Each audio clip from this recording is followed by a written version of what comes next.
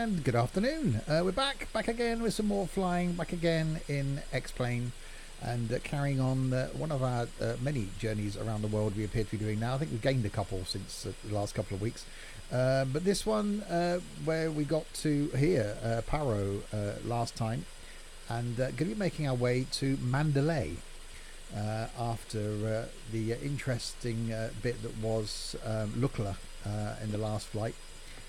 But we've made it this far, and we shall continue while my fellow pilots deal with their technical problems. I'll show you where we are. So yes, this is where we got to last time, and going to be making our way 495 miles down here to Mandalay. And yes, first, second, third, Kappa, Sam, and good afternoon, Geordie Beep, and Jaffa. Thank you very much for subscribing. 2 months. Thank you, Jaffa. So yes, Paro to Mandalay is where we are going today. So that's where in the world we are. So starting to head down towards Australia, which is our next sort of big goal, really, to fly across Australia, then down to New Zealand, then back up round here to Russia, and back down to West Coast USA. And considering we started there about a year ago and we've gone all the way around here, I reckon we've probably got another year before we get back to the West Coast USA. And Dylan, good afternoon. So that's today's jaunt, and I am in the plane I haven't flown for a while, the awesome SAAB, SAAB 340. Engine's already running in quite a funky livery.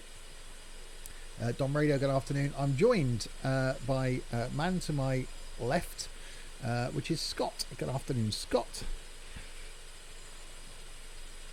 I'll say, there you go. And what plane are you in, Scott?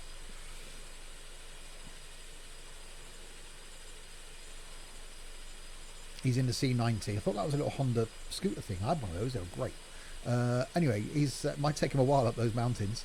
The other side of Scott is Chris. Good afternoon, Chris. Good afternoon. And what plane are you in, sir? Currently I'm in the SAAB 340, but seeing as it refuses to start, I may just be switching it in a few moments. Oh, technical difficulties there. Speaking of technical difficulties, the other side of Chris is Roxy. Good afternoon, Roxy. Good afternoon, Steve. Yeah, you've had a few problems, haven't you? Oh, it's been one of those mornings today, but thankfully I think it's all fine. Excellent stuff. And what plane are you going to attempt to fly? Well, I'm in a very new, very shiny Fokker F50. Which is a great plane. But you haven't flown it anywhere yet. I haven't even done anything with it ever, so this is going to be interesting. It is going to be interesting. I may visit a few mountains. And also in the SAAB, hiding down there in the bushes, is Jaffa. So our departure from here is going to be from that end, taking off towards, well, what can only be described as mountains. So this is going to go well. And Little Nav Map said for me that I needed to be, oh no, it's changed now actually. It now says 15,500 feet. I'm sure earlier it said 30,000 feet. But we're going about 23,000 feet. So we should be fine.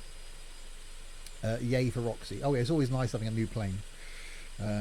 So yes, so inside the SAAB, I'm all set up and ready to go. Liam, thank you very, very much. So I'm going to push back from here. I'm not going to do a pineapple taxi. So let's start my pushback. The cockpit. Tow is driving up. I've got no idea where the parking brake is. Oh, it's there, isn't it, in this thing? So my tug's driving up, which is slightly broken. Why is it? Some planes it works, some planes it doesn't. Afternoon, Black Shadow. Oh, he's now going to reverse into a baggage car. There's some planes, this tug thing looks perfect, and with here we've got the textures broken and missing. I wonder if it's the height of the plane. I wonder if it would actually ground out on a smaller plane. I wonder if that's the thing, because the actual body won't fit under the plane. Okay, all doors and hatches are closed. Ready to connect. Okay, doors and hatches are closed, ready to connect. Yeah, because that's quite a snug fit under there. I think that's what it is. I think this tug isn't designed for small aircraft. Maybe he wants you to do a pineapple. Trap and adapter in position. Release parking brake when ready to start pushback. Okay, so release parking brake. Oop, if I can. There we go. So he now picks up the front of the aircraft. You're having a craft day. Awesome. Post some pictures of what you make, Dave, in the Discord. It'd be great to see a bit of crafting going on.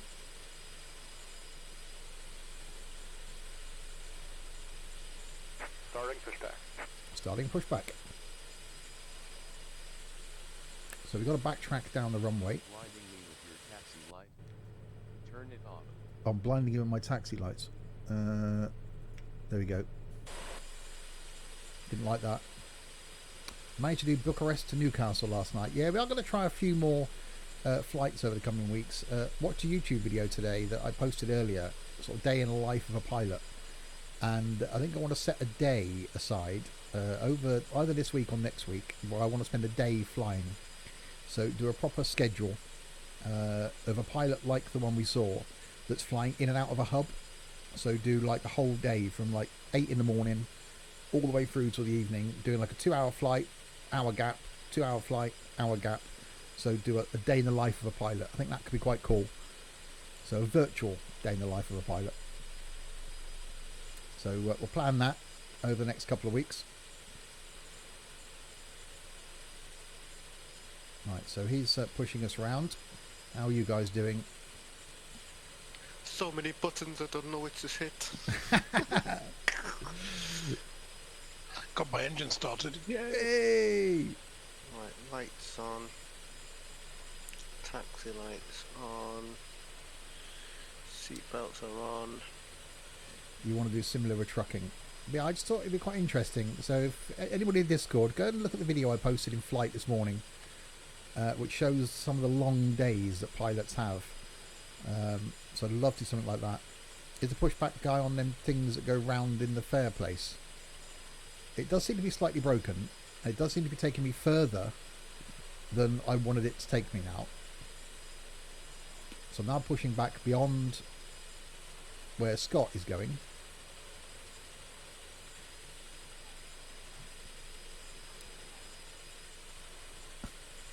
I had this before in one of the planes. I think it's because the plane's too small. It doesn't like small planes. Trent, good afternoon. It's a great little plane, the SAAB. So now pushing way down behind Chris. So I'll have to stop pushback now.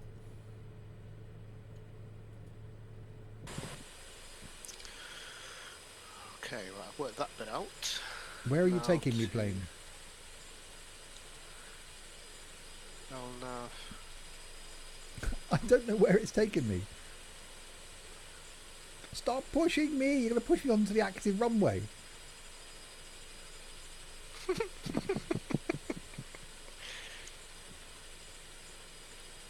I want it to go there. That's where I lined it up. You're driving it. It's a hijacking. What with a tug? Stop! Operation complete. Set parking brake. Oh, thank God for that. This is for blinding me. Disconnecting tow. Yeah, this is Stand by. blinding me with with your taxi light. Right, where did Scott go? Has Scott vanished? Yeah, Scott's left. There's a shocker. One day Scott will join us at the beginning of the stream and be here for the whole thing. You must get better offers. Starts the stream and, you know. But you join. Thanks for that, Scott.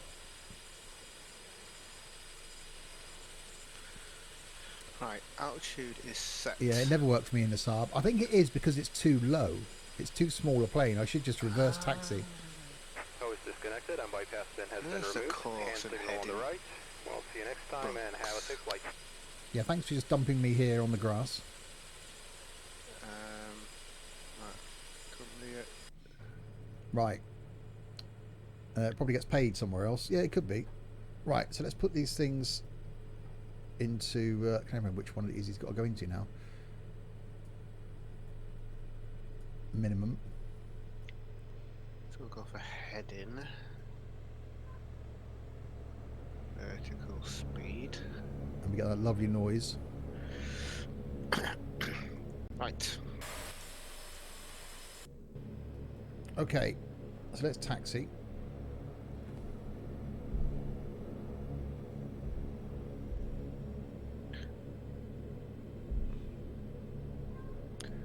Maybe.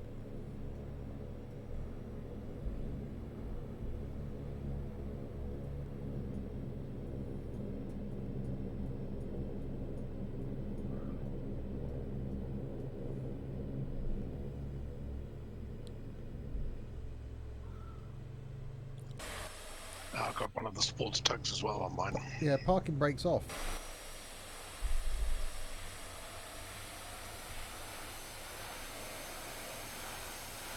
I think it's because it left me on the grass.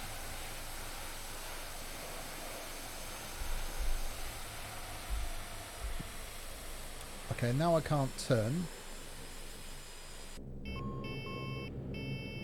This is going well. That, isn't it? There we go. There we go.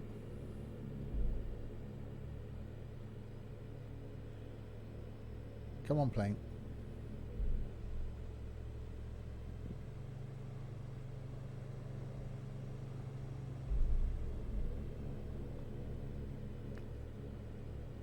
Passengers are screaming. I think I've actually set that lever Right. too far forward now.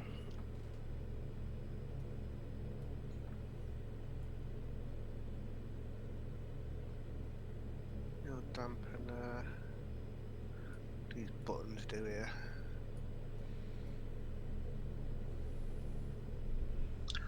I think this tug driver wants to push me to our destination. Expert Jaguar, thanks very much for the follow. Right, get ourselves down to the hold short bars.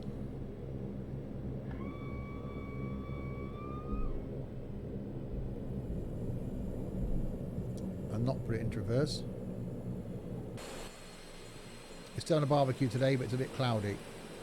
Thought, right, Chris is there, Jaffa's there. Someone's screaming in the cabin. Yeah, that's fine. You ignore that after a while. You just sort of block it out. Yeah, you just don't notice it anymore. Yeah, that's why you get noise cancelling headphones. I have special ones, scream cancelling headphones.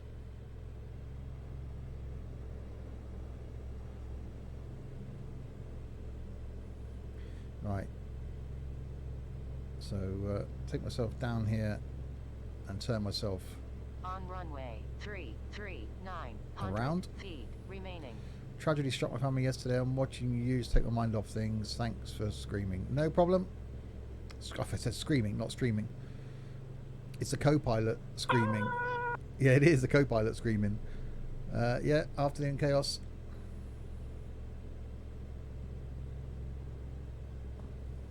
Jesus. I just had to stop stop the pushback. Now it's pushing me onto the grass. Yeah, that's what I did. I think it is this plane has an issue with better pushback.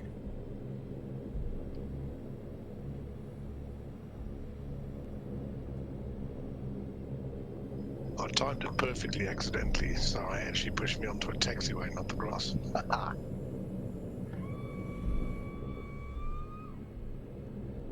There's a very fine line with these throttles between going into forward and reverse. Indeed.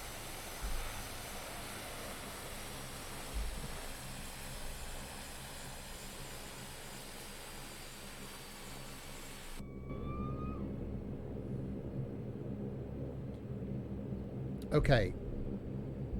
All I see. Wait, what happened to Scott? He starts and then leaves. It's a Scott thing. We sort of get used to it now. Right, landing lights on. Okay, let's attempt to get this thing out of here then. How are you guys doing? Jaffa's there waiting for me. Rox is still there. Chris is about to go. Yes.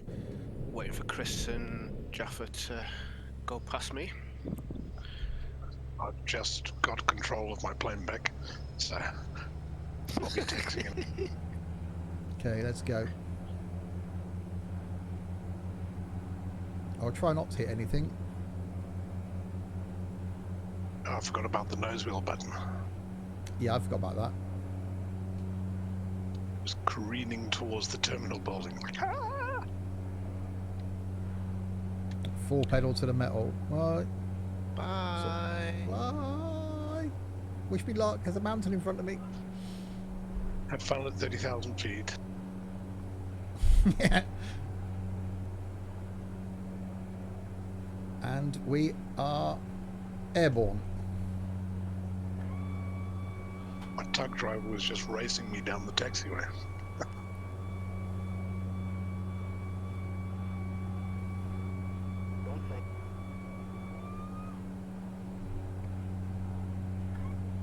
Right, let's get over this mountain here.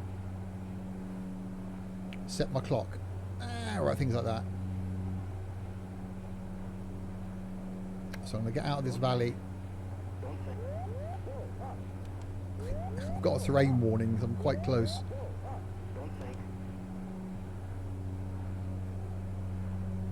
And I'm already at 8,700 feet, yet I've got a terrain warning. So it does show how high up we actually are. Speed's climbing. You're going to hit something. No, never.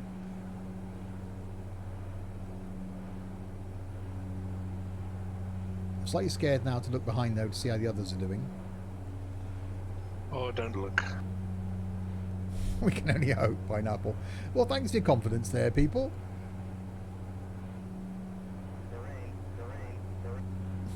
Terrain warning going off. I'm in a valley. It's a valley, isn't it? Lovely. There's loads of room.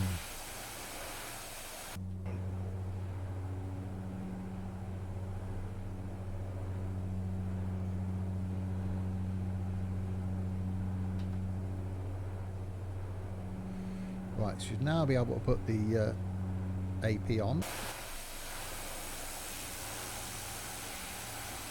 So you can't see those guys behind us because the mountain in the way.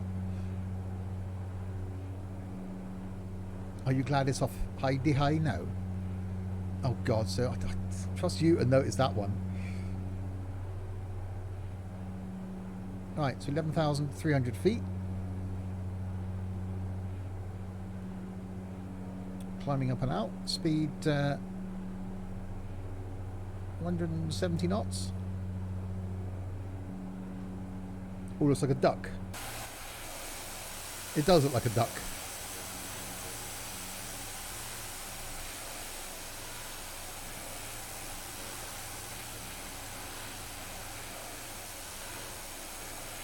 Something to climb up and round.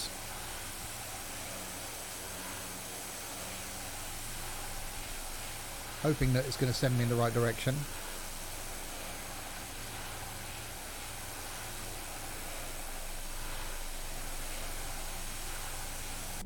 Do I not use track AR with X-Plane? No. because I only end up, if you move your head slightly, I end up looking out of the plane. So I don't use track IR.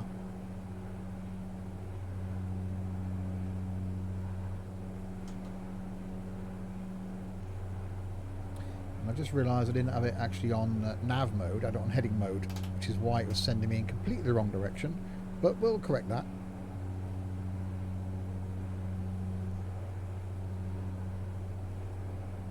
We're going to heading a 134. There we go.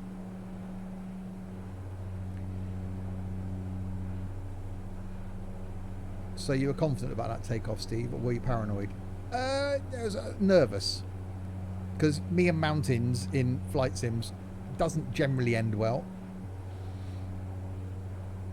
Announcement. Ladies and gentlemen, this is your co-pilot speaking. Welcome aboard this flight to Mandalay, where you'll have... when you've taken your seat, please... hopefully they're sat down, because we're in the air. Please take a minute to look at the seat back pocket in front of you where there's a next of kin card.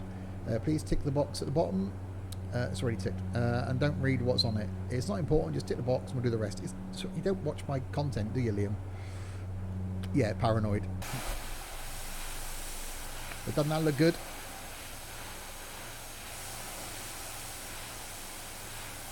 Well, I don't know where everybody else is. They're down in that valley down there somewhere. So I've basically flown round here and climbing all the way.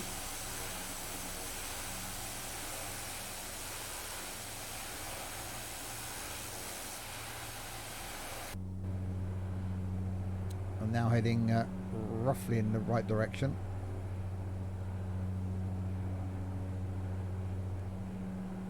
Which is generally a plus when you're going somewhere.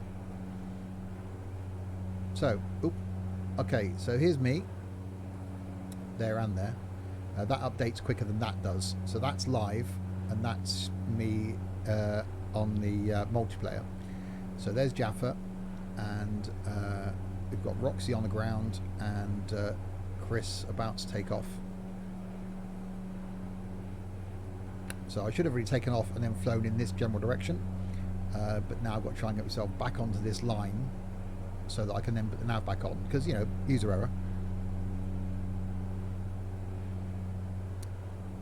Has Liam degraded me to first officer now then? It does seem that way, doesn't it? He might have a point.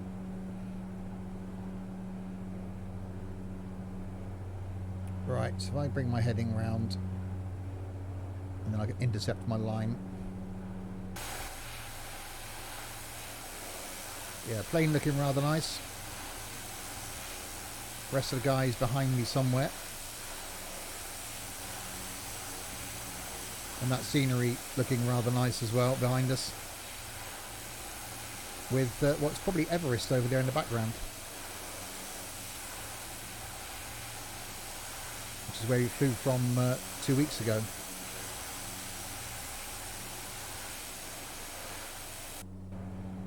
Also, we are aware of a rival airline that goes by the name of Go Pineapple Air, something like that.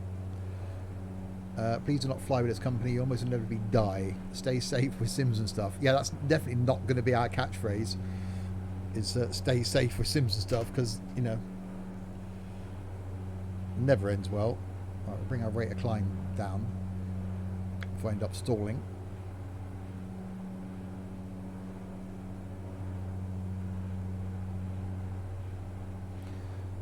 So that's our flight plan. So we've got 472 miles before there, and then we bring ourselves down. So no FMC in this thing.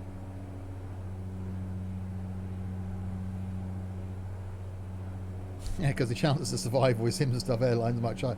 You fly with Chaos Airways, you'll get somewhere. It isn't just where you want to be.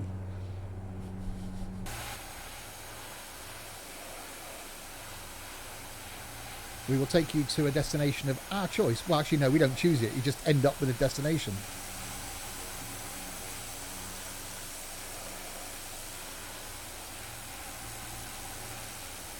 Definitely looking good.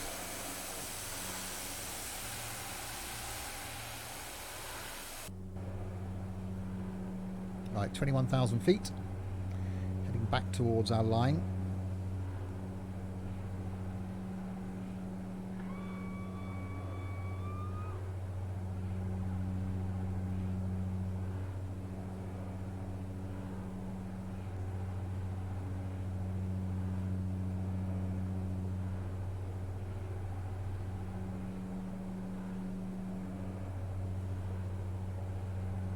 So seating in this plane, was it 24,000? I'll be honest, a yoke with a SAAB is very fun to hand fly. Oh, it is a great plane. Better to be lost and alive. There's your airline slogan, Chaos. Oh, I like that. Oh, that's great. Yeah, you have to send that to him. Better to be lost and alive. I think this plane's old. I don't know when they're still being made. But yeah, it's not the most up-to-date of interiors.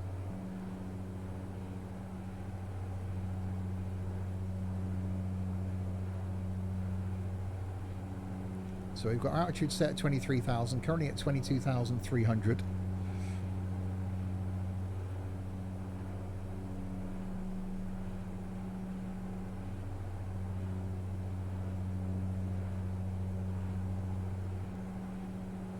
Yeah, definitely a nice plane. When we're in the cruise, we'll go back and have a look at the interior.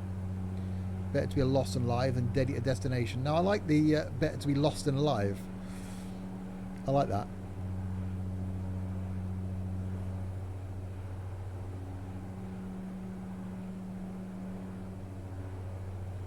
Alright, 22.9.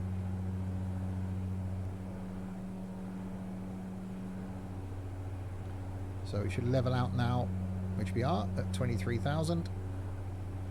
Actually, I haven't turned my landing lights off. Bad pilot I am.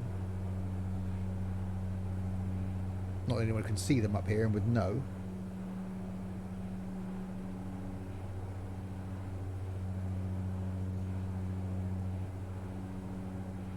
Right, so pick up speed. Now I think we bring these handles back, didn't we, to there for the cruise.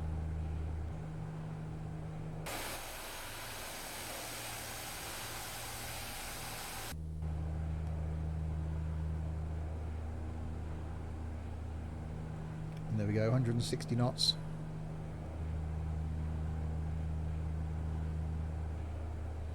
Not all the way forward. There we go.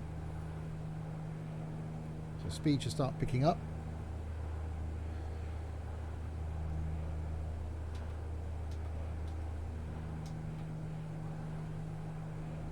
I don't know why I brought up the console then, but okay.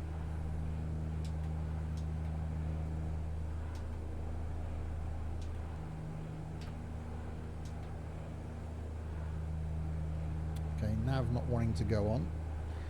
So I'm turn something on in here. Heading. Let's go over there. Nav.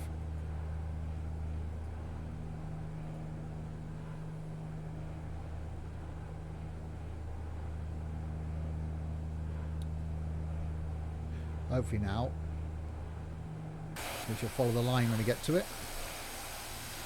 Let's check and see how everybody else is then around us. They've all gone very quiet. Alright, so there's me. Just finding my way out of the valley. Ah, okay. Yeah, it was quite a nice departure actually. So there's Chris, there's Jaffa, and Roxy is in the air. Woohoo! At about 10,000 feet. And on our way to Mandalay. You're a poet. Wow. That was something.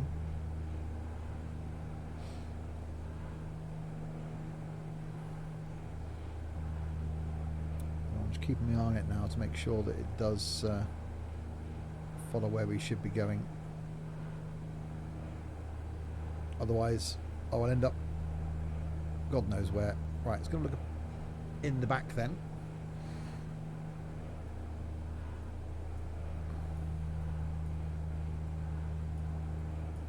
If I can open the door. I can't open the door. I'm stuck in.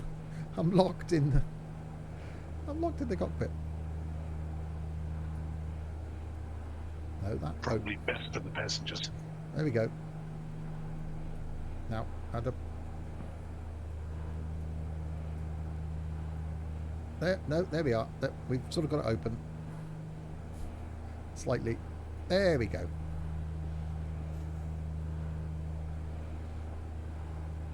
And back we go. It's not very good when the pilot of the plane can't get out of the cockpit. I wouldn't really sort of give much confidence, would it? It's like, hello, I'm trapped in the cockpit. So you can turn all the lights on here, which is quite cool. Thank God, no passengers. Yeah.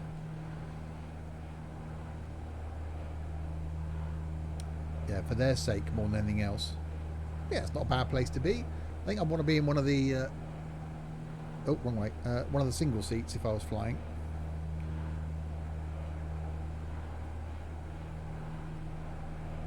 Or would you want to be sat down here with all the leg room? Well, I suppose leg room's not... leg room's not too bad.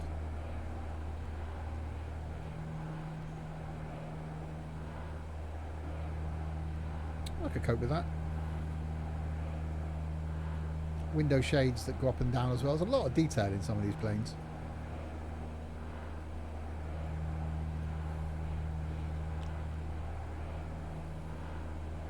You struggle. You'd have to sit back in the middle, wouldn't you? Don't know if I want to sit there. Because, you know, anything happens and bits of this engine are coming straight through the cabin here. Although if something like that happened, then you wouldn't survive much anyway, but, you know.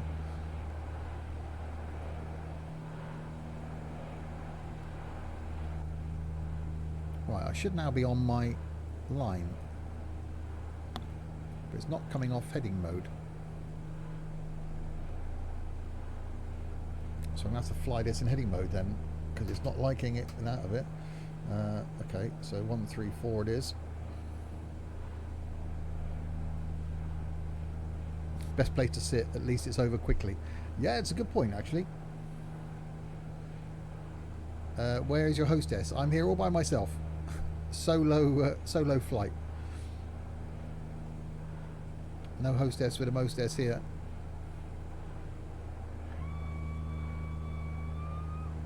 Yeah, it's not wanting to fly in nav mode. So I'll have to just fly in heading mode. Yeah, she was last seen running away, screaming. You'll have to be the one with the mostess. Well, I've got no passengers, so I'll only be serving drinks to myself. Isn't a bad thing. This is doing wonders for my fear of flying.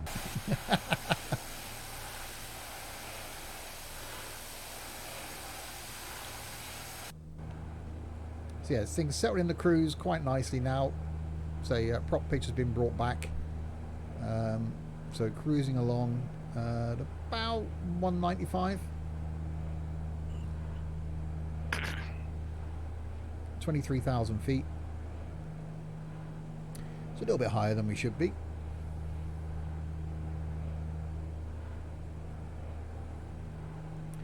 But yeah, I don't know why it's not coming out of... won't go into nav mode. What if it's a V-lock? There we go, GPS. That's why. There we go, we're in nav mode now. My fault. It would have probably done that all the time. I always forget that with a bloody 530. There we go, we should be good now. So now we're going to follow the yellow brick road.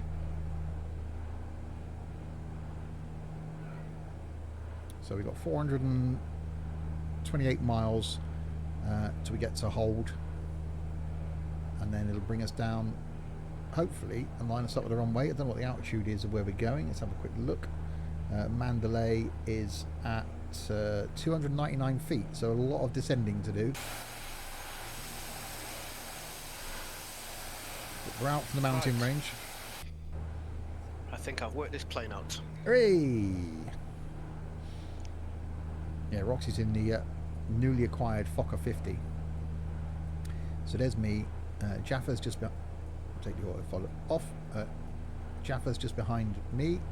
There's Roxy and there's Chris. So just the four of us today.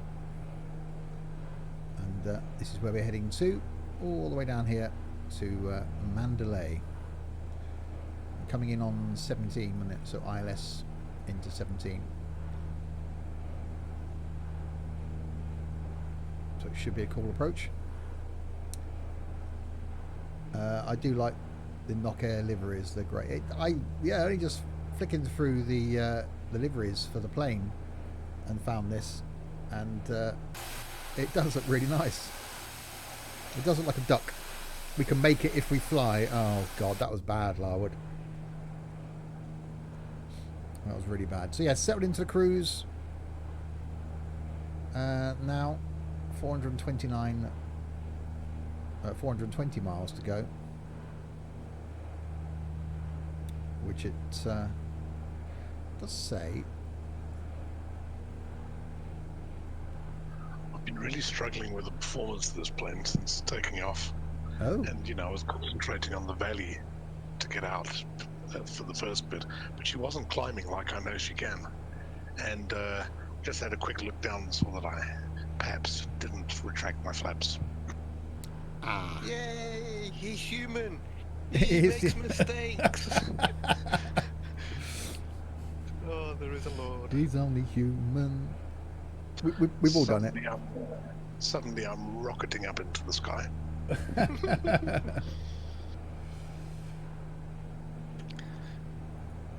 It happens to all of us. We decided to eat the barbecue Some more than inside.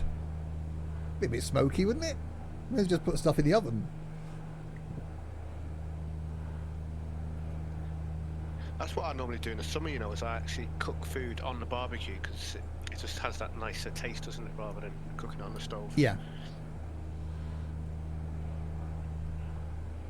I did buy a disposable barbecue the other year and just sat out there like Billy No Mates in one of those like $1.99 disposable barbecues. It's sunny here, says Pineapple. It's quite nice here. I haven't been out today, and it won't go out today, but it's quite nice here. Time to my destination isn't coming down, which is somewhat concerning.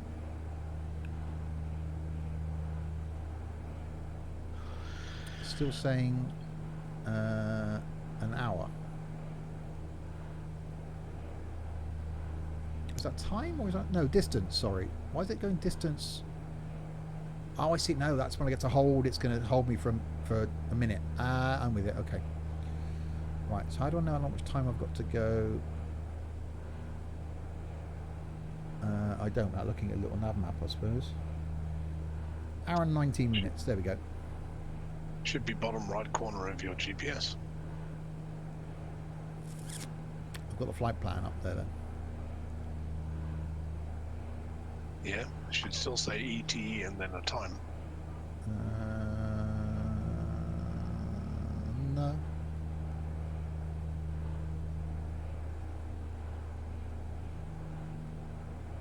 Nothing. Okay, that's weird. 20 round this afternoon, says Sam. Beer in the fridge, barbecue on standby. Very nice. Not a bad way to spend a Sunday afternoon.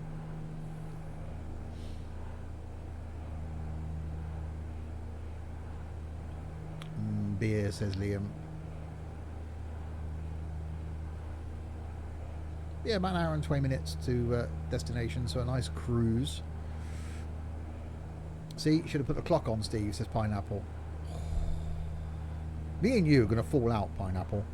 Especially after yesterday.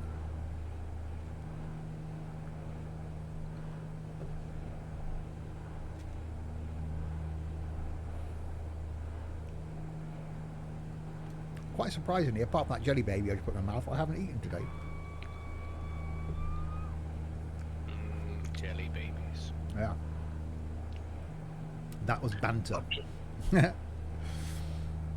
Old fly master now, Peanut. Oh yeah, Pineapple's the master now. He just, he'll be able to put the clock on. He can't take off, land, get to where he wants to go without crashing, but he remembers to put the clock on.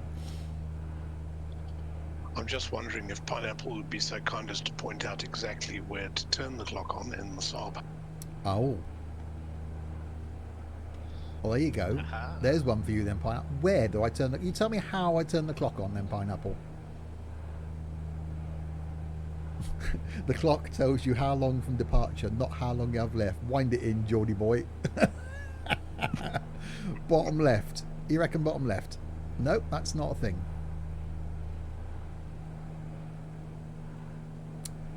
Ah. Not so clever now, are we, chav boy?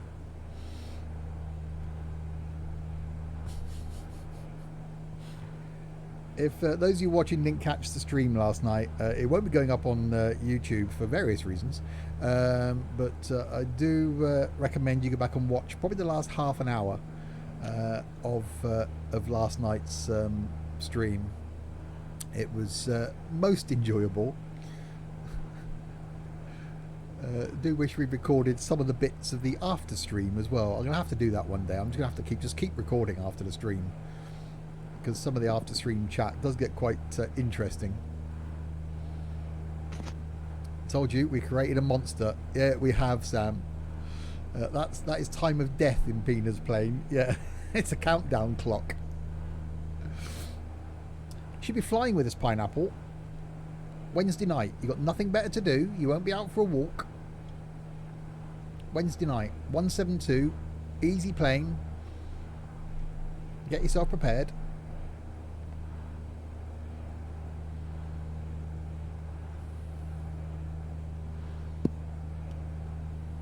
So Wednesday is going to be continuing our Caribbean trip. So bit of a multi-stop hop on Wednesday. Solar Hawk, doing good, thanks. Hope you are as well.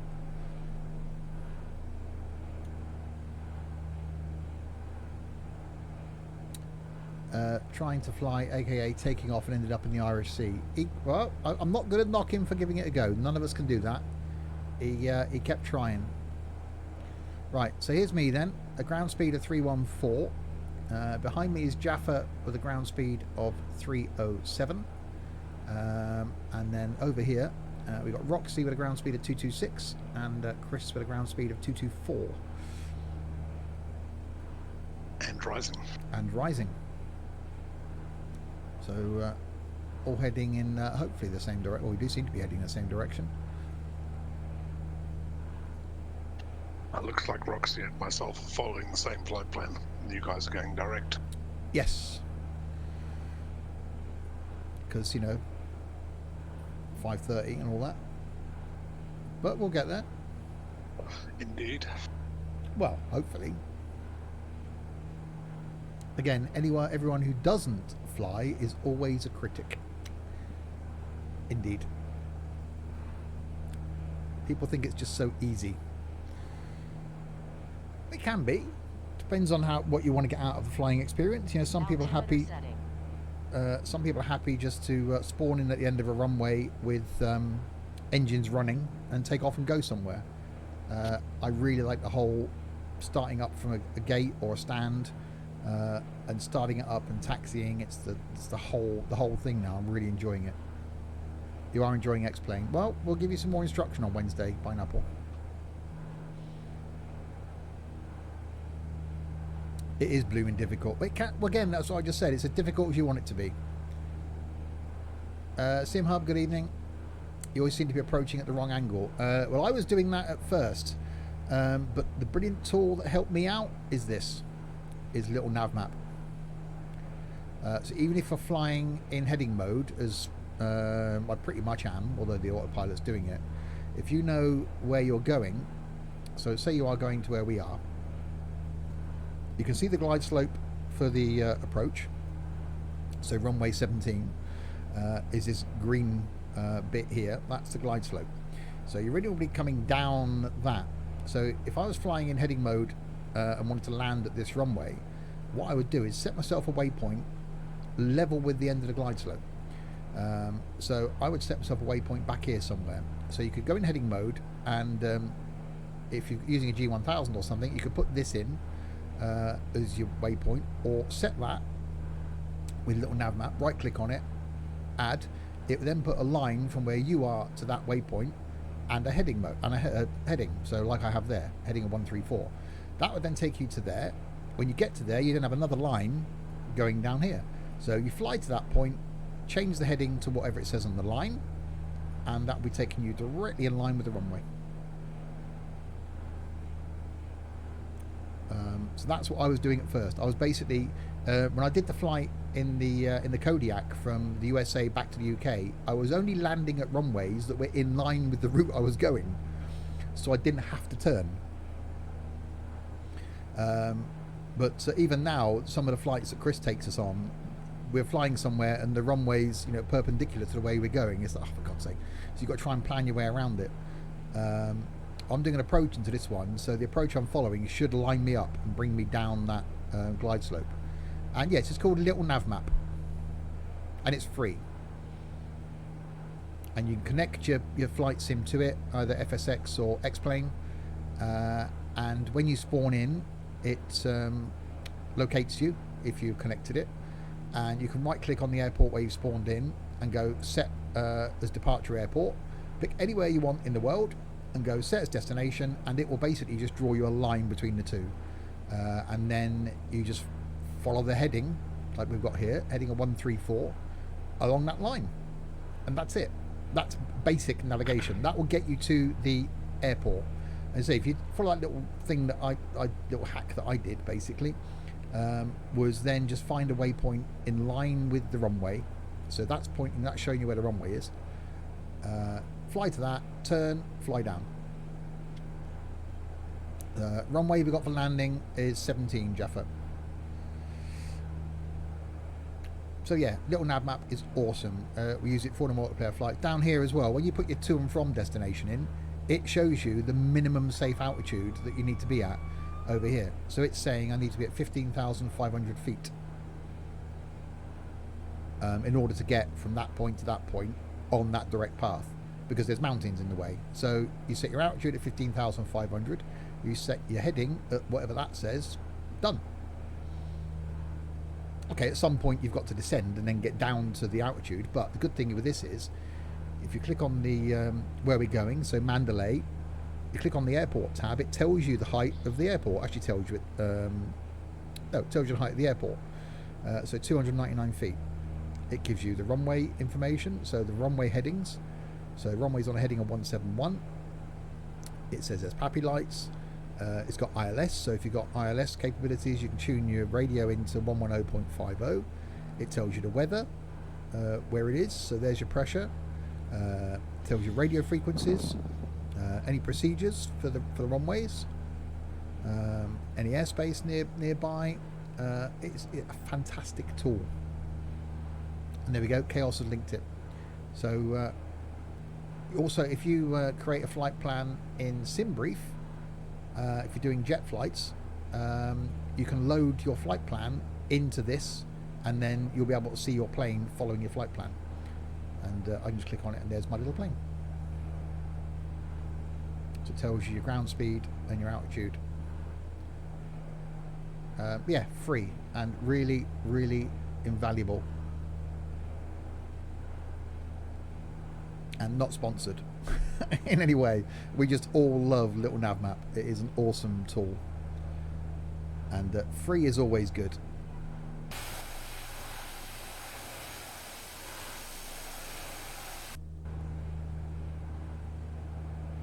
And the other thing free is a bit of software we're using, this X server, for doing our multiplayer, which is a bit that's linking us all together. So you can see us on the ground at the beginning, and you can see us on Little Nav Map because I've got a link to that. And on certain planes that have got a G1000, you'll actually show up on the screen of the G1000 as well.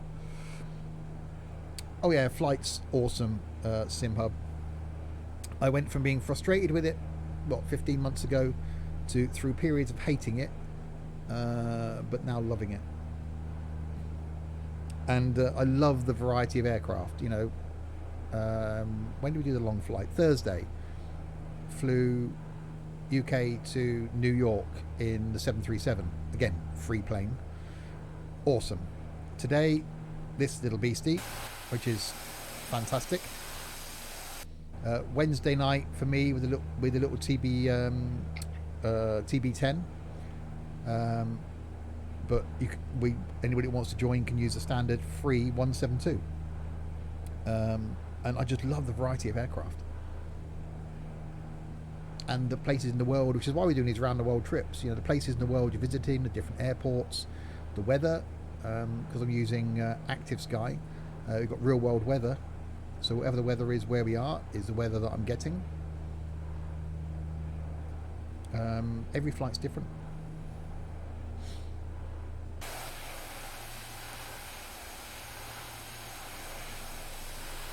many mountains, such a little time. Oh, there is so many airports, such little time. Yeah, or you can use X-Plane Real Weather if you want to, yes. But Active Sky just gives it that bit of extra something. And I'm using SFD Global, which adds global terrain, but again, standard terrain is fine. Or there are free HD mesh sceneries you can get for X-Plane that make the ground better. There's lots of free aircraft. It's yeah, just awesome. And being able to fly with friends is a plus as well in the multiplayer that we do. Yeah, indeed, Pineapple. It's the OMSI of planes. Wouldn't quite put them to those two in the same league, but yeah, I know where you're coming from. The free NOAA Lua plugin is the best for weather. You'll find a link. Brilliant, thanks, Sam. So, could you join if you have FSX, Steve? Yes. The multiplayer thing we're using is cross-platform, so it doesn't matter. Well, Go on. Having said that, I haven't actually managed to get it working with FSX yet. Okay, the multiplayer we're using is supposed to be cross-platform. I thought Pineapple used it in FSX. No, that was still FS Cloud days. Oh, okay. So it should work with FSX. I'm trying to contact the developers of that, which I'll, if I remember, I'll do this afternoon. And basically say that we're using it because not many other people seem to be, and it's working really well. Apart from the other day when it didn't. Yeah. Captain Boix, thanks so much for the follow. How about P3D? I don't know. Was it X-Flight server in it? What does it say? Files and links. That Swift should work with P3D and FSX. But I did try it and I couldn't get it working with FSX. Or I couldn't get the models downloaded, put it that way. I never actually got as far as trying to connect. There you go. There's the site. It does say... oh, God, get out of the full screen. I'll get back into the screen again now.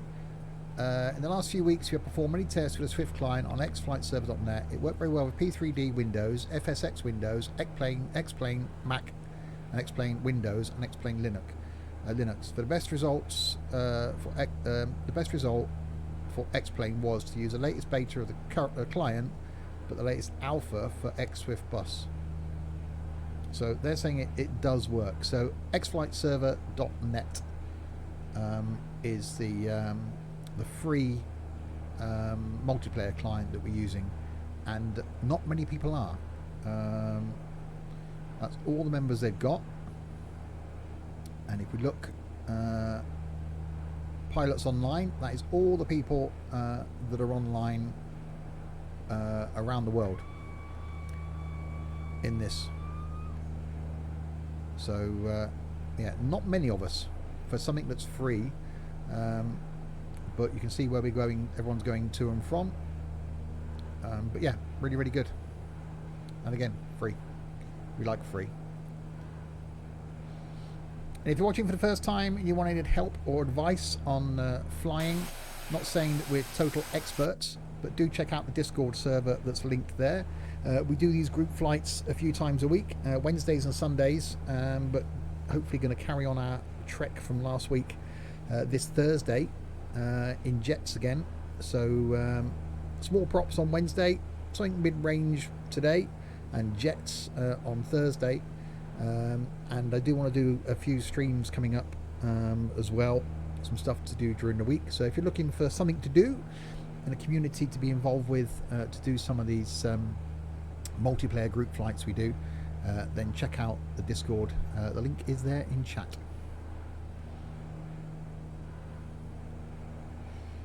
Have you done a flight with a co-pilot before? No, again, it's something we talked about doing a something with a couple of people, which I certainly think one of those planes that requires an engineer to set up, I think could be quite interesting.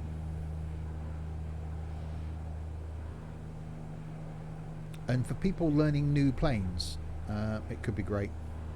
You're looking forward to our next long haul.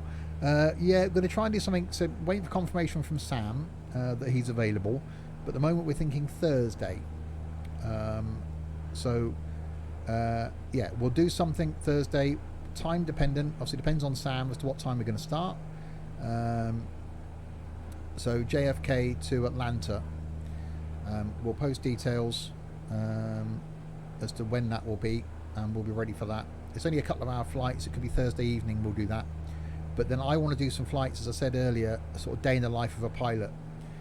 So check out the YouTube video I posted in Discord earlier for one of the guys I follow on YouTube, who's a real life first officer. And I'd love to do something like that. Get up in the morning and I'll stream it all. So there'll be a whole day of flight streams. Get up in the morning, do a flight from my base to somewhere, have like an hour's turnaround. So stop for an hour, come back on, stream again, flight back, stop, stream again, flight to somewhere else, stop, stream again, flight back, and have people be able to join all throughout the day. So I just want to spend a whole day flying. Yeah, 4-sector day. Well, that Swain did a 5-sector, but one of those he wasn't flying. He was deadheading, so he was in the back of the plane. So something like that would be really cool to do a proper, in the right livery from the right airports, there and back and there and back. Or, you know, flying from, as an example, I don't know, East Midlands to somewhere, back to East Midlands, then East Midlands to somewhere else, and back to East Midlands, as an example. So we'll plan that for the next few weeks. So a proper day in the life of a pilot, and we'll pick a real day from a few months ago before all this was going on, where there actually was scheduled flights, and see if we can follow the schedule. So it's finding the right day to do that. We've got Easter coming up, so that could be a good one for Easter. Most people will be off on Good Friday or the Easter Monday. So it might be a good day to do that. No one can go anywhere at the moment, so a lot of people will be around. Good Friday coming up next Friday. Maybe Easter Monday might be a good one. All the stuff I do that you call me a sad git for then, says Sam. Yeah. Doesn't mean you're not a sad git, Sam. Yeah, it doesn't mean you're still not a sad git. Sometimes they go somewhere, for example, Newcastle to Spain, to Bristol, to Spain, to Newcastle. Yes, so they'll go round in a loop. So we'll pick something. And Wiley Pilot, thanks very much for the follow. We'll pick something. We'll work out a schedule, and we'll post it in the flight plans room in Discord. And you know, people can come on and do one leg, they can come on and do 2 legs, they can come on and do all 4 legs, and I'll stream each bit. So it won't be like I'll be doing a 15-hour stream. I'll stream the first leg, break, come back, stream the second leg, break, come back, stream the third leg, etc. Good morning from the States. Glad you're flying this plane. Has always been a pain in the arse for me to fly. I love it.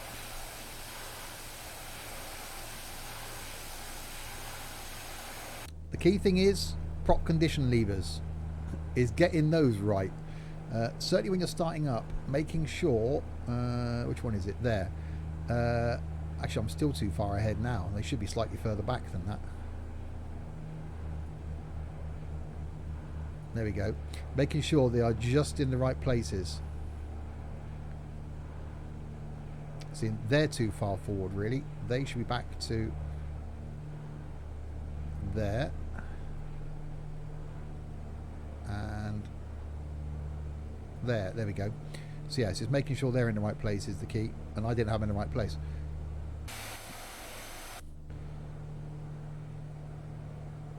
So speed's going to drop off slightly now. Manchester to East Midlands, East Midlands to Leeds Bradford, Leeds Bradford to Manchester. Well, no, that'd be pointless. Is FSX as complex as this? It can be. From a detail point of view and a simulation point of view, I think this has the edge over FSX for the way the planes fly and the fact that it doesn't feel like you're flying on rails. But again, it all comes down to how detailed the plane is as well.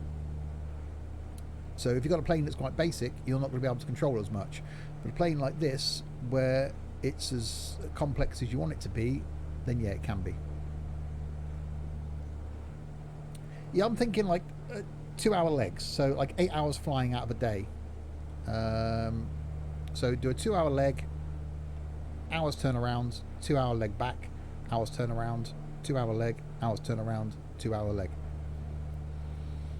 Yeah, you used to start with the engines on and would reverse thrust out of the thing. Yes, that's why we want to spend some time with you, Pineapple, to get you to do the Zebo from Cold and Dark, because hopefully you'll enjoy it. Starting up, programming it all. It didn't feel too much like Rails. They were quite good, especially for the heading and the... Yeah, but once you've hand flown properly using a joystick or a yoke in X-Plane with real weather on, then you'll notice a difference.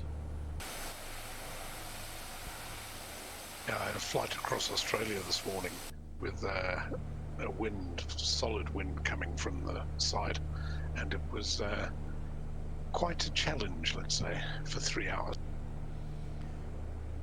Yeah, I can imagine, but that does make it more interesting. Indeed, loved every minute of it. Yeah.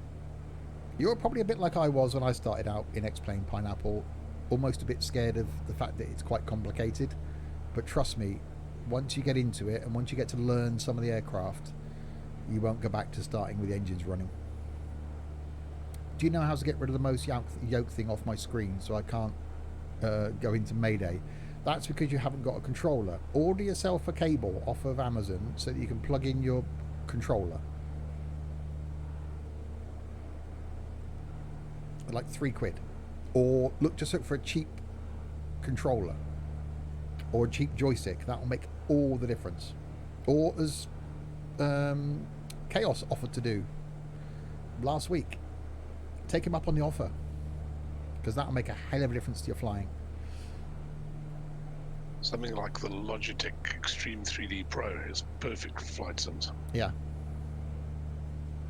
And really cheap. So again, anybody wants any advice on, what's the best joystick to use? What do we use? You're just starting out. What do I need as far as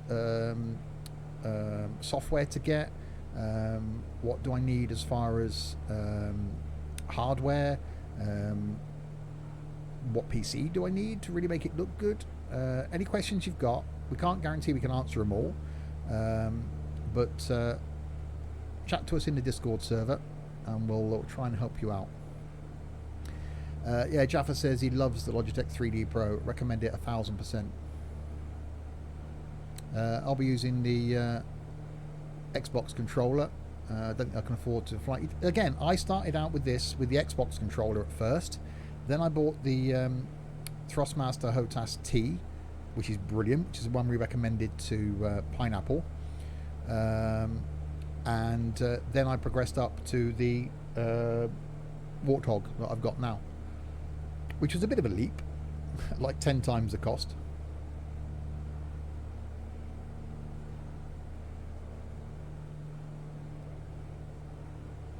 Yeah, Amazon, Pineapple. Amazon is your friend.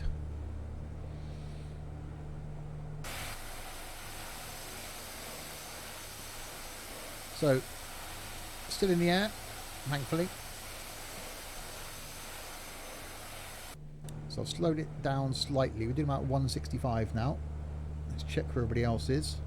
So there's me with a ground speed of 267. Back here then we have Jaffa with a ground speed of 292, so he's going to be catching me up at 20,000 feet. Are they still delivering? Yeah. God, Amazon are still delivering. They're classed as an essential service. And there's Chris over there, ground speed of 295, and Roxy's going for it with a ground speed of 327. Just some places have cancelled orders. No, Roxy, Pineapple. Amazon are still delivering. Some things have got long lead times because they're prioritising essential items, but they are still delivering. Things for entertainment, things for keeping you entertained, they're delivering. So you can get Xbox games, DVDs, media streamers, stuff like that. They're delivering because they realise people are bored, and games and stuff. And yes, Argos are still delivering. You still get same day delivery from Argos,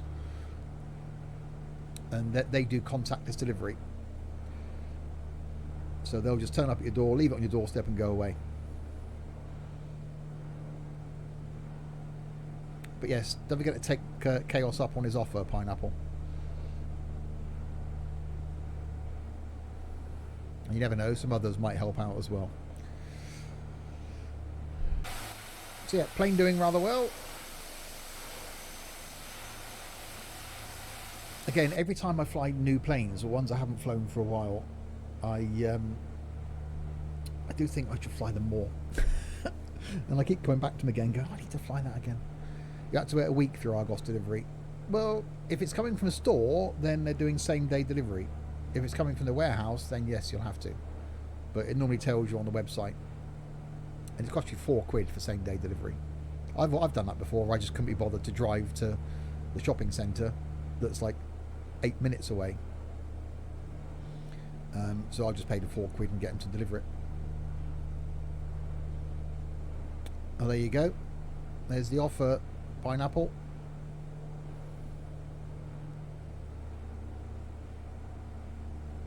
I'd have happily helped until he made the OMSI X-Plane comment.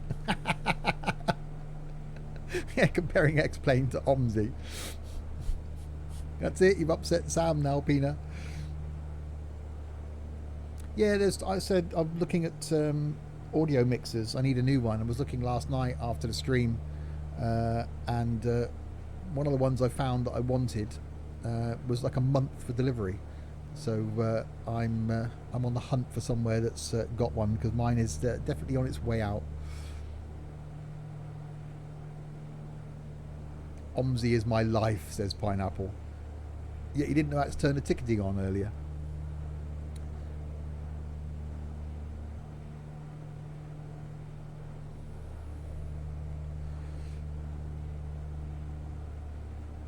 Right, so we've got 258 miles to go.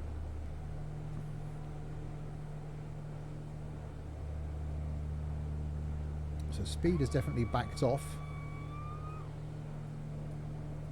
Let's crank him forward a bit.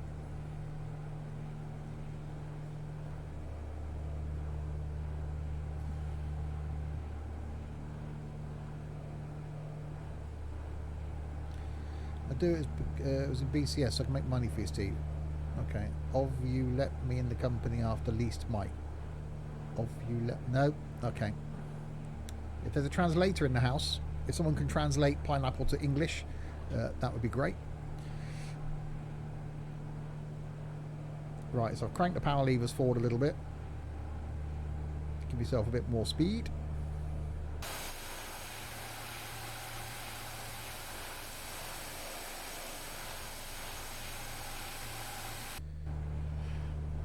Yeah, plenty of streams coming up then, so I'm planning on streaming every single day until all this is over. So this for today.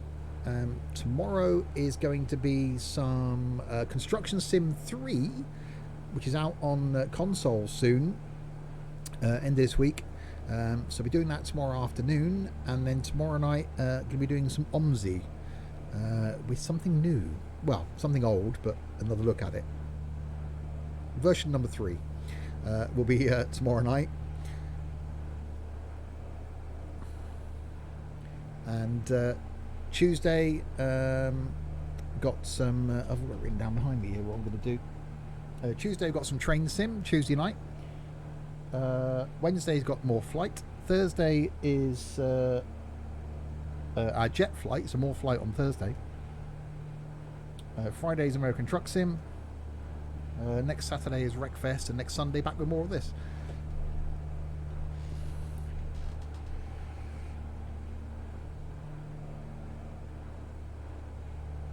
Oh, your spelling. Your spelling is atrocious. And Roxy's back from lunch, I'm guessing? No, I just went to the shop to get some milk. Uh-huh. You've got a shop in the back of the plane? Yes. Oh, fair play. Well, That little Fokker is quite a large plane. It is. I'm actually quite. Obviously, listen to the conversation that he's having with Pineapple about learning planes and stuff. Mm. And that's something that really interests me with X-Plane, because it isn't a simple jump in a plane, fly it, and that's it. You have to learn things. Yeah. And obviously, yes, you can make it simple by just having everything turned on at the start, but even then, you still have to do certain things to get the plane up and steady and whatnot. Oh, it is very much so, and love the fact that you can get in a plane and go, right, okay. Like me in this, I thought I got it so far with the checklist. Yes, it was a thing, and then I had to remember how to start it, and then remembered the condition levers, and it's like you need to keep flying some of these planes, remember what to do. Yeah, it's good to learn new bits, says Pineapple. Does a little nav map have a follower? Does it show you where you are on the flight? Yeah, that's the bit I just showed you. So the yellow plane is me. There you go. So that's me. So it shows my ground speed, shows my position on the map and my altitude, and you can click the little plane up here and it goes into auto follow once you've linked it to your sim. And it also shows the wind here, so 58 knot wind coming from 258 degrees. But because I've got it linked to the multiplayer as well, it's showing me where I am, where the multiplayer thinks I am, which only updates every 3 minutes, because when we had it updating every 10 seconds, we killed their server. So in the multiplayer aspect, it's showing me a little bit behind where I actually am. But there's me, there's Jaffa, there's Roxy, and where's Chris gone? Just behind me. Is he? Oh yeah, there's Yeah. Chris. There you go. It's great. Oh yeah, exactly. For a free program, all of us have said we'd quite happily pay for this. You've learned the new Boeing. It's just when you knock the mouse. We'll see then, Pineapple. We'll have you in voice Thursday before we do the America flight off stream, and you can talk me through starting it up then if you've learnt it. Now you'll go quiet. The other thing about flying with the mouse is you click in the little square to start it, and if you click again, it will then ignore your mouse inputs until you click in the square again. So all you have to do is click to turn off mouse control, and then you can knock the mouse all you want. Oh, there you go. Swing it around by its cord over your head if you want. if you're so inclined. So you click in the square to activate it, and then while the square is highlighted, you use the mouse to move yourself around, then click in the square again to deactivate it. Oh, you meant the autopilot. Well, you said you learned the Boeing. I just thought you knew everything about it. Well, you know how to fly in heading mode. We're talking about, isn't one in this, is there? Programming the FMC, which is what we tried to do with you before Thursday's flight. So because this Thursday's flight is going to be in an evening, you can join us for it.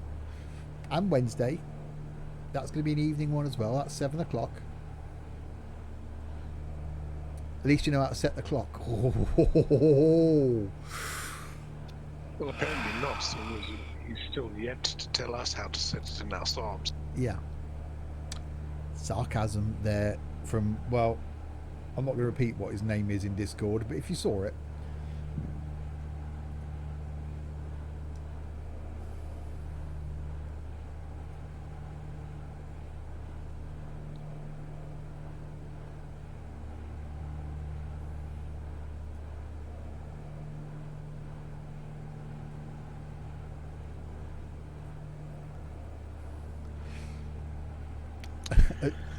Ooh, burn. Yeah, exactly, Blinky. That was a bit, wasn't it? Okay, my time will come.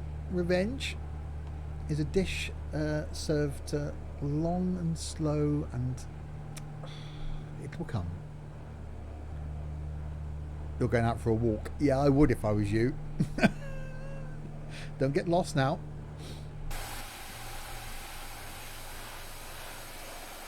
Revenge comes hot. Oh, he's getting a cheeky little bugger, isn't he? Like you're driving slow. I'd leave now, Pineapple, if I was you. Enjoy your walk.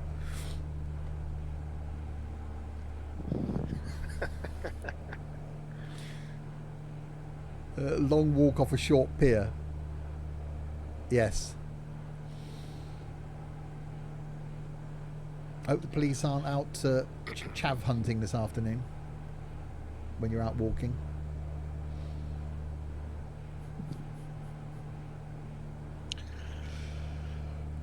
Right. How's the distance doing?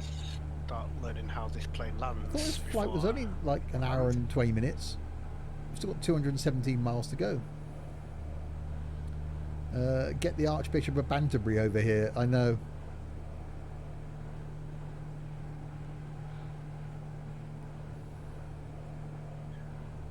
You're still one, Liam, and you're not a teenager. Actually, yeah, technically, yes, you are. No, you're not. 19, 20. No, yeah, you're not anymore.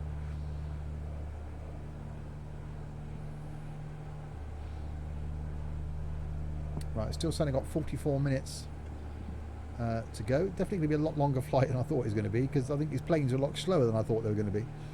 How am I a teenager? Yes, I've re-guessed.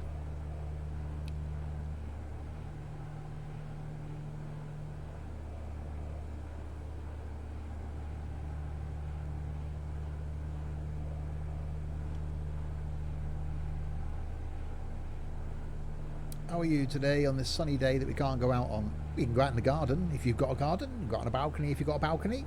You can go out for a walk as long as you don't drive there. So yeah, people can go out. They're not saying you don't go out, but if you don't be like an idiot, as most of the country probably is today, and try and go to the coast.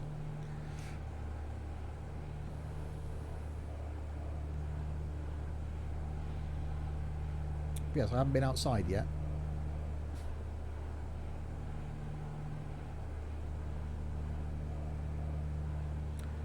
Flight attendant. Ah, good. It's about time we had one. I've been waiting for a drink. Yeah, if you could just bring me a Coke or something, that'd be great. Maybe a couple of sandwiches. What if your supermarket's at the coast? What? You got, but if you live at the coast, then yes, you can go to the seaside. If you walk there.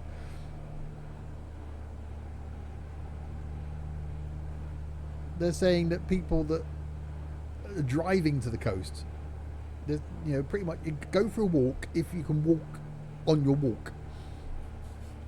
Unless you someone that enjoys walking like 80 miles, then that could be a thing. Southend. I think I've flown into Southend yet in X-Plane.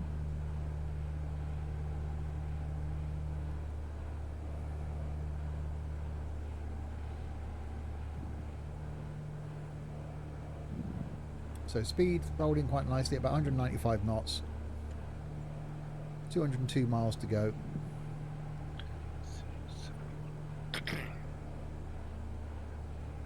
And plane doing rather well. Whole book of approach charts here. Don't go looking at that. That's going to be scary.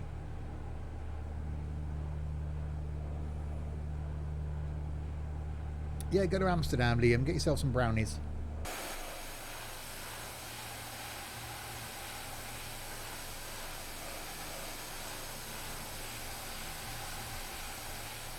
Cool, 1318. That's a really short phone number. Can't have many phones.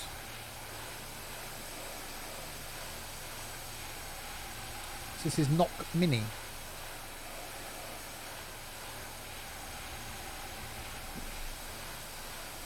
Does look pretty cool though.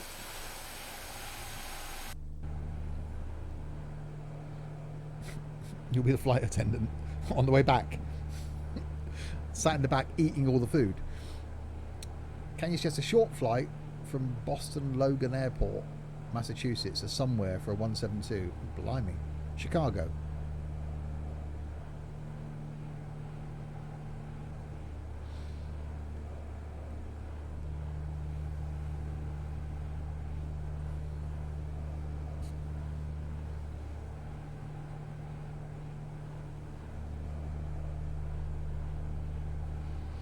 So many good flights that we need to do. Flight attendant, thanks very much for the follow. There you go, Portsmouth International, KPSM. That's Maine, isn't it? Portsmouth? Chicago, yeah. Short flight-ish.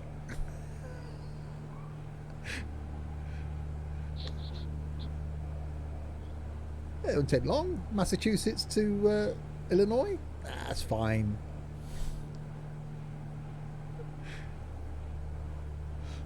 Short flight compared to flying across the channel. Flying across the Atlantic.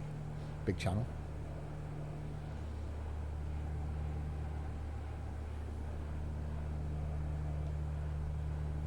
$533 miles. Yeah, that's fine. You might need to refuel. Don't know what the range is on a 172, but I don't think it's 533 miles.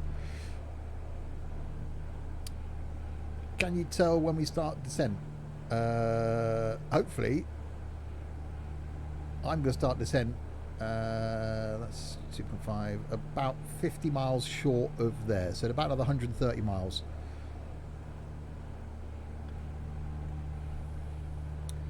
I've got the flight. You're doing EGCC to EGHD. Sam will know where they are because he's sad. I don't play with buttons when I'm up in the air. Yeah, I haven't touched a thing apart from the throttles. I'm touching everything. Push the button. What does this do? What does this do? I'm just trying to work out how I'm going to land. Or is it going to be a manual landing? That's a lot of meat Pineapple's got there. Whoa. Hang on, I've said that a bit wrong. Retract your statement. Yeah, I'll please. retract that statement. He's gone out for a walk now anyway. And Chris is having a mid-flight coffee. Oh, very posh. Look at get you with the see-through cups. Looks like it was made in one of those fancy coffee machines. Right, what did I miss? Us commenting on your coffee. Ah, coffee.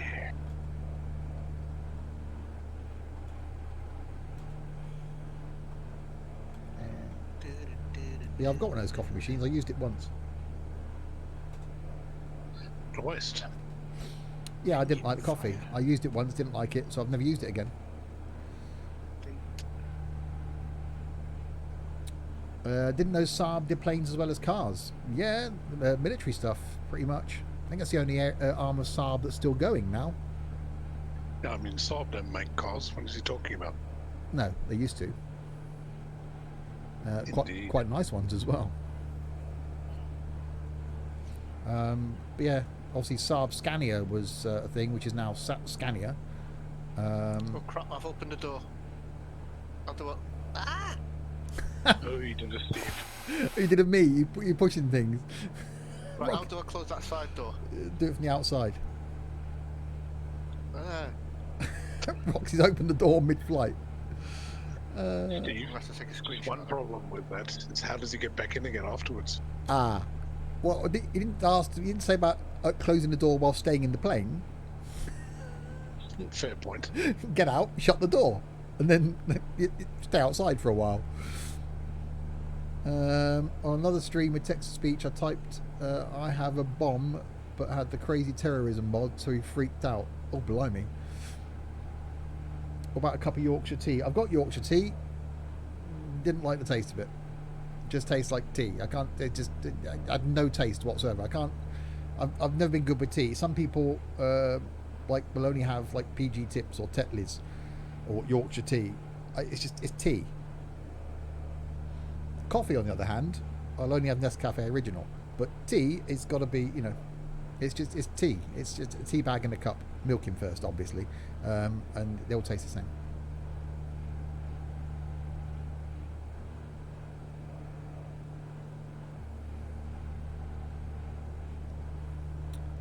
I'm waiting for the hatred now.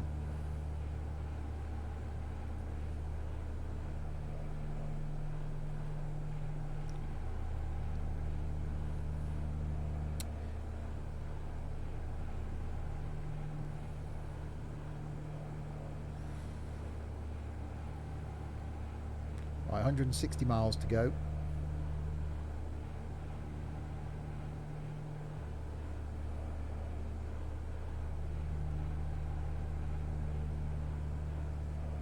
Ground whipping by reasonably slowly. Oh, I just love the sound these switches make in this. Stop pushing things. I'm just turn the lights on and off.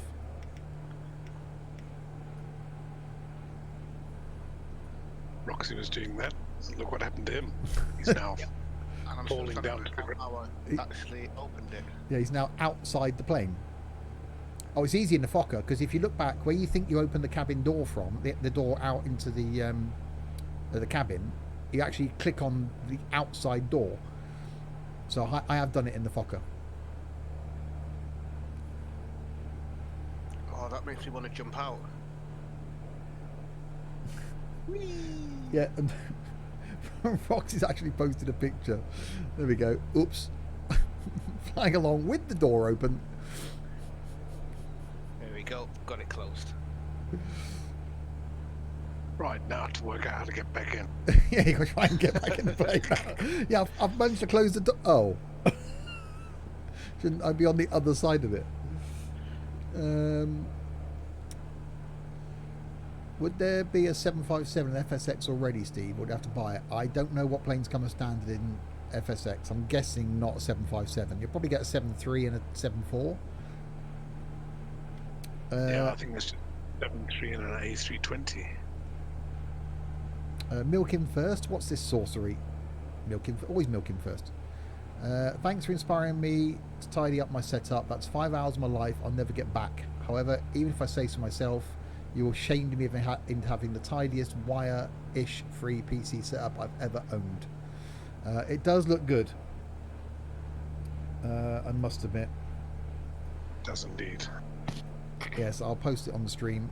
And there we go. And there's Juan's setup. Looking very, very wire-free. See, I quite like having the PC up on the desk, but I haven't got room for that. So my PC has got to live under the desk, which means there's wires going between the top of the desk and under the desk.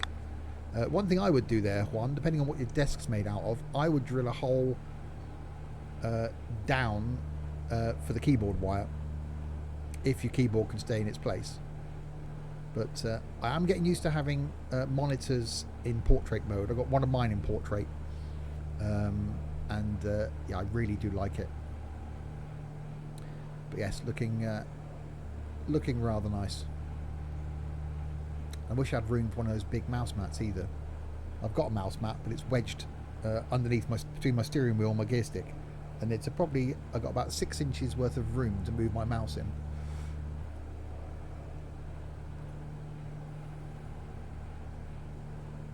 But yes, looking good. So I should be attempting to tidy up my setup sometime in the next 10 days. I'm going to have to do it when I get my new mixing desk, because I've got to unplug all the audio wires. But if I'm doing that, I may as well just unplug everything, which is a challenge.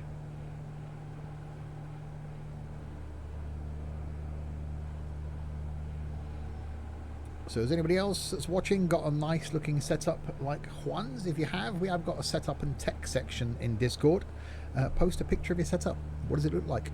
Are you like me and you've got many wires? Is yours nice and wire free? Post a link or post a pic.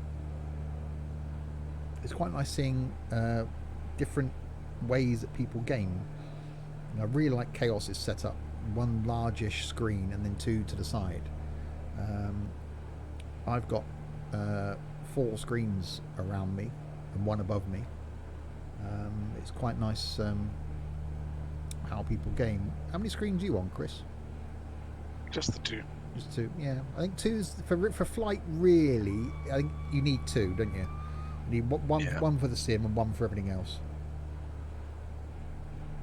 Basically the map, and then you can just pop up the other things as you need them. Yeah.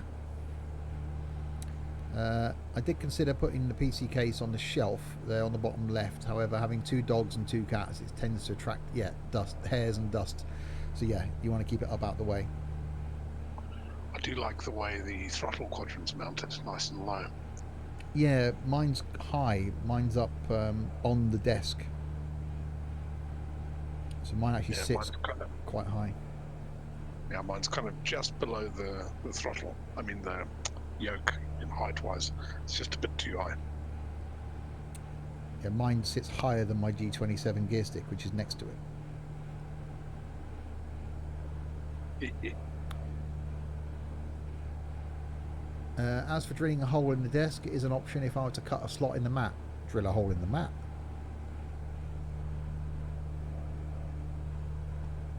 Just drill until you hit oil. Yeah, or just cut a little hole in the mat, poke the USB down through it. And if the cable can sit, which mine does actually, my keyboard cable goes down through a hole through the desk. And so, well, apart from the fact there's 400 other wires around it, you can't actually see the keyboard one. I can't anyway, because it's under a shelf. So when I'm typing, I can't actually see my keyboard because it sits behind the G27 and under a shelf. So typing things is quite interesting. But I will when I rip. Go on. Yet you still get it.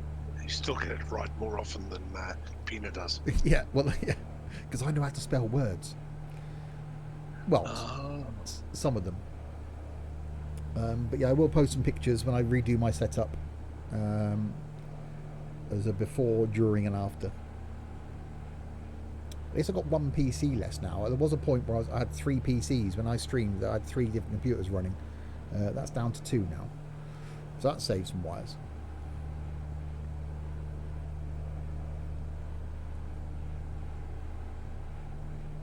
I see that Roxy up there flying with the Angels is caught up with Jaffa. Oh, let's have a look. And Juan says, I'm moving some. you're trying to get me killed by my wife. We only just got this room straight since I started decorating on Friday. And now I'm getting to get the drill out again and drill a hole in the desk. It wasn't me. I didn't say a word. Right, let's have a look and see where we are then. So there's me, 303 knots. That's only want to follow off again. Back behind me then is Jaffa doing 273. Roxy's catching up at 303 knots, and Chris is all the way back here at 279. And overall flight, we are getting closer to the end.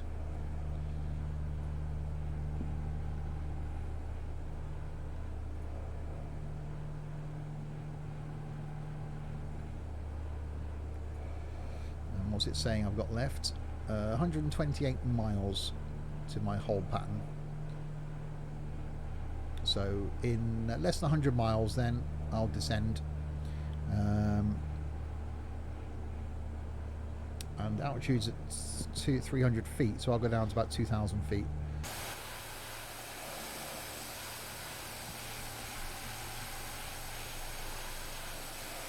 Thai Airlines plane over there.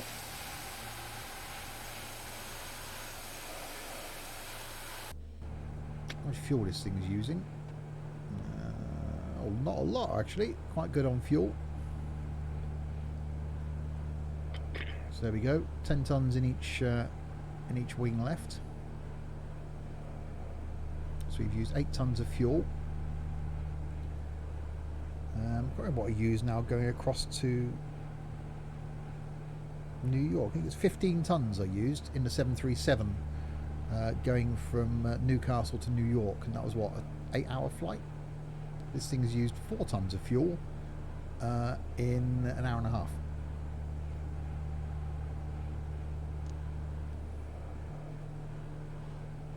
So not quite as economical, but the jet does fly a lot higher.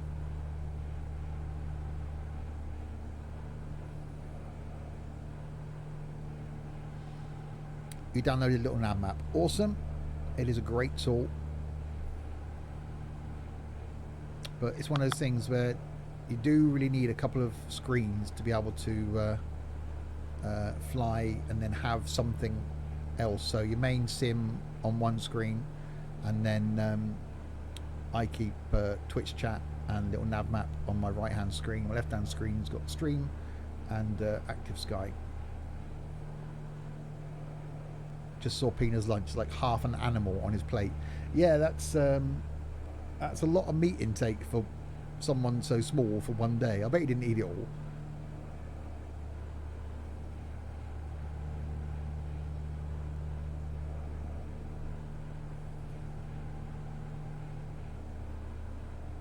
Yeah, natural ventilation in a in a Fokker 50. Just open the door.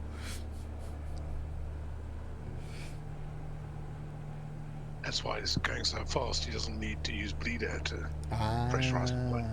So more power in forward thrust.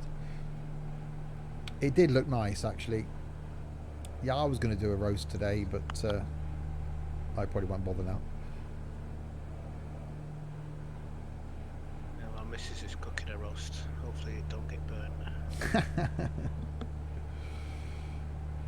You prefer Liam's lunch, a box of celebrations?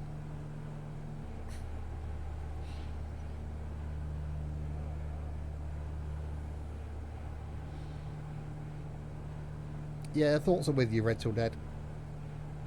And anybody else that's watching that's got anyone that they know, friends or family, that's has been affected by the virus. Hope everything always turns out well. And so if you want a cheery place to be, which we try not to have too many sort of real life moments, we say, somewhere to be that takes you away from everything else, then there are occasional mad moments in the Discord, and I might run another just for fun competition later on. I've got a couple of ideas. Anyone remember the TV show Name That Tune? Oh God. I'm going to attempt to see if I can get people to recognise a song just by like 1 or 2 second clips. I don't know if I can get it done for today, but that's something I'm thinking about. Sort of post a clip and see who recognises it. Thanks for your help in keeping you sane. We didn't promise to keep you sane. God, no. So a tub of celebrations and a bottle of Diet Coke. Something wrong there. Well, Diet Coke's the only Coke, really, because not that I drink any fizzy drinks at all. But yeah, if I have to drink a fizzy drink, then it's Diet Coke. Normal full-fat Coke just tastes too sugary for me.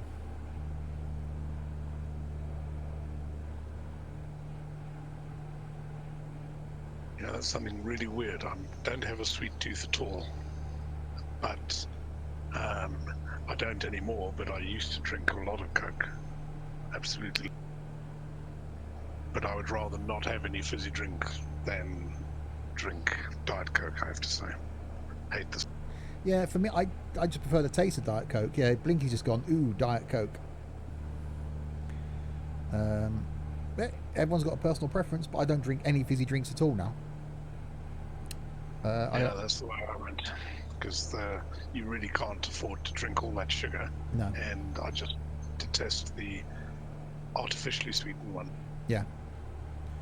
I just drink sugar-free Robinson's orange squash or coffee. And you prefer Pepsi Max over Diet Coke? See, I've never got the whole Pepsi versus Coke thing. It's always been Coke for me. Pepsi just tastes strange, which is, I think, why Coke's got the market globally. Pepsi's always going to be number 2. It's never going to be number 1.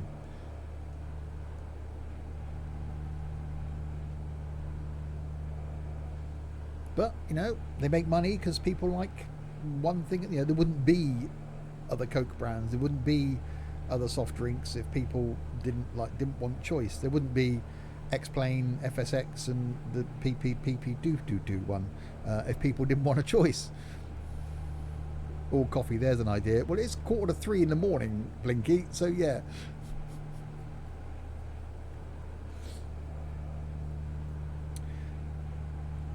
Coffee and beer for you. I haven't had a beer since November, and I've got no plans on starting again anytime soon.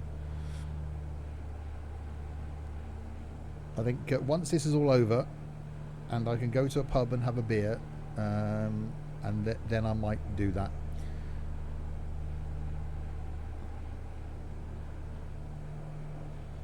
FSX is a 7 gig into download, and I get a disk write error. Have you got enough room on your disk?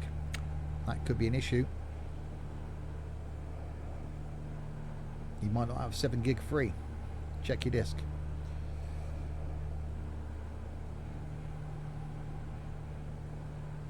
So yeah, if you're into flight then, and you want to either watch some more flight streams or want to get involved in some flight streams, do keep an eye on the flight plans section in Discord. Chris posts about a week in advance what the flights are that we're doing, the group flights, what the aircraft is and when we're doing them. So more than happy for anybody to join us for those. Might be able to do them a little bit earlier now, certainly the evening ones, depending on everyone's availability. I set them to 7 o'clock originally because of people having work commitments. For me anyway, that doesn't seem to be an issue currently. And if Chaos was to join, and Sam was to join, and Pineapple was to join, starting a bit earlier wouldn't necessarily be an issue. Don't know if it would be for you, Chris, would it? Just have to play it by ear, I think. Okay. I'm not saying like 3 hours earlier, but maybe an hour. But we can plan that. But yeah, so Sunday afternoons we do a flight. Wednesday evenings we do a flight. Currently Thursdays we're doing a bit of a jet flight, so fly high Thursdays. And I do want to do that day in the life of a pilot over the next couple of weeks. But I think Easter Monday might be a good thing for that, because a lot of people will be off that may be currently working. And I think it'd be a good thing to do for an Easter Monday. So we'll plan that as well. I'll find some routes and do like 4 flights in a day, starting from the morning. So do, one in the morning, one at lunchtime, one middle of the afternoon, one in the evening. Yeah, first pint you'll be flat on your ass. Yeah, I did go 6 months a couple of years ago without drinking, and could quite happily carry on. But at the moment, I know if I started drinking again, I'd be at the shop every day, which isn't ideal and not advised. And my wallet would be a lot lighter, and that's X-Plane tokens.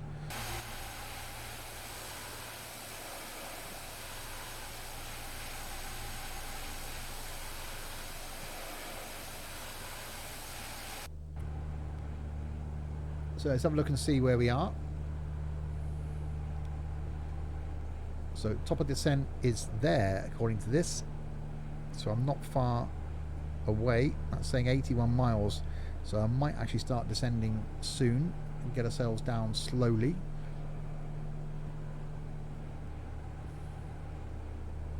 And that's our final destination. So this angle, actually, where I'm coming in, I might actually be able to do a straight in. Just descend and fly straight in manually at this current angle. Just turn on to runway heading, which it gives you on the glide slope. Heading of 171. So I think that might actually be a thing. I'll just fly in heading mode, and then straight in. So that's where I am, and then just behind me is Jaffa and Roxy, and Chris is catching up just behind those two. So not far away now. I'm just passing what little nav map anyway says is top of descent. This is saying 72 miles to go. So I'm going to bring myself down to 2,000 feet.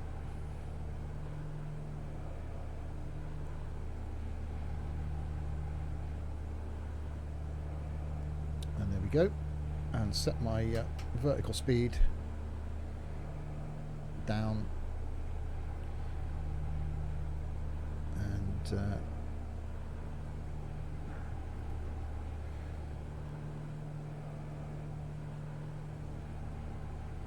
you go, 400 feet a minute. So we should start descending, which we are, and we've got to be careful of that overspeed. So I'm going to bring the engines back.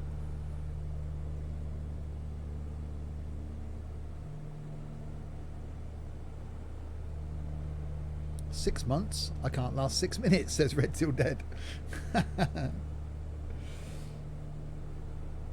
What are we talking about?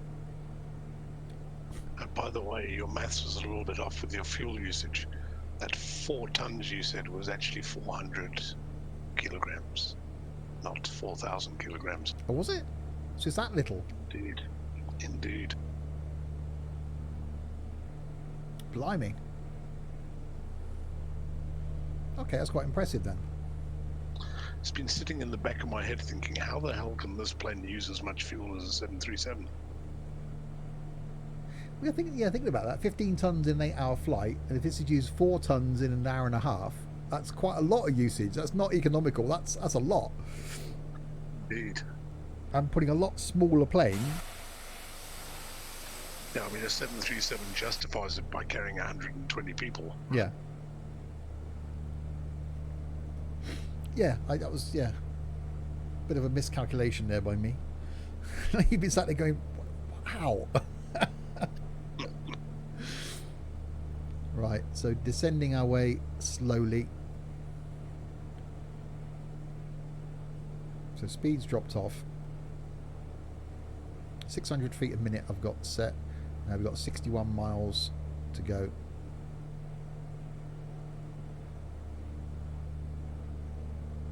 I might need to descend a bit more than that. I go 700 feet a minute. And speed now dropping off to about 175 knots.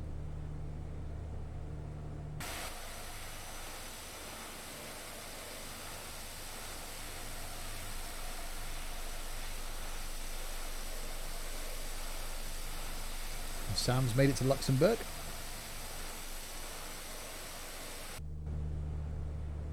You've managed to free up some space. That's to delete ATS. Wow, is your hard drive that limiting? I never think about hard drive space.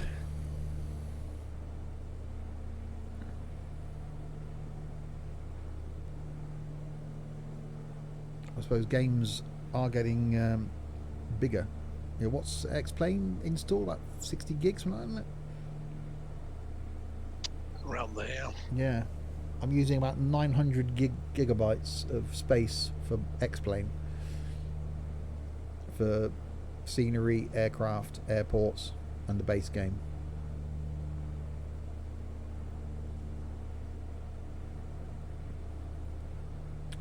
Actually, I can check that. G drive, X-Plane.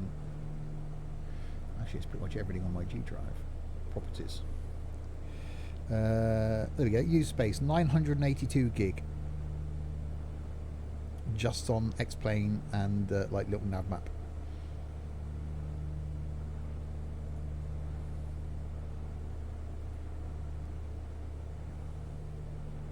Yes, my whole drive. That drive is just X-Plane, so 982 gig.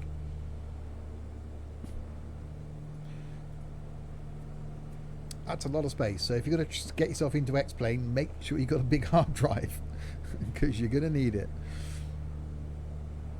50 miles. Okay, I'm going to need to increase my descent rate.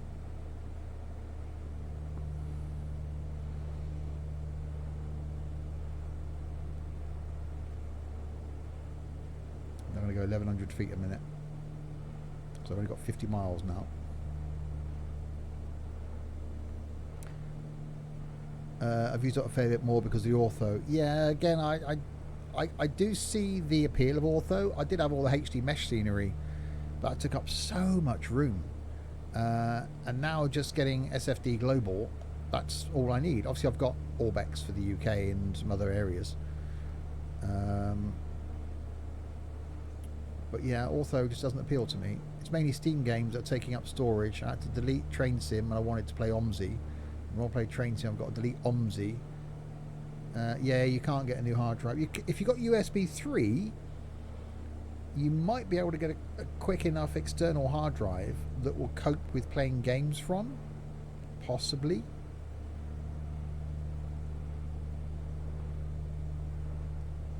Because you can get them now for the Xbox. That are these, was it Western Digital Black drives that are designed for the Xbox, where you can just plug it in and will give you extra space to play games from. So a really quick gaming USB 3 drive should be quick enough to play from.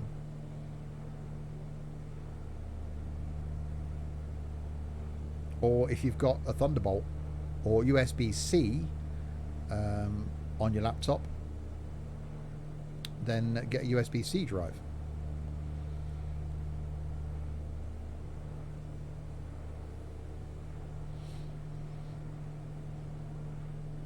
Right, I'm definitely going to have to, okay, descend a bit quicker than this now. Okay, 2,000 feet a minute. And definitely back off the power. Because you've got 40 miles to go. And I'm at 18,000 feet.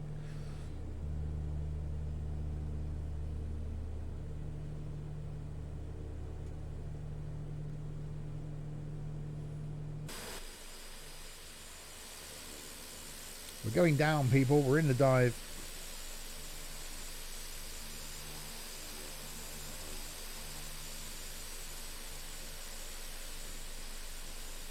Oh, Blinky's got coffee. Sorted.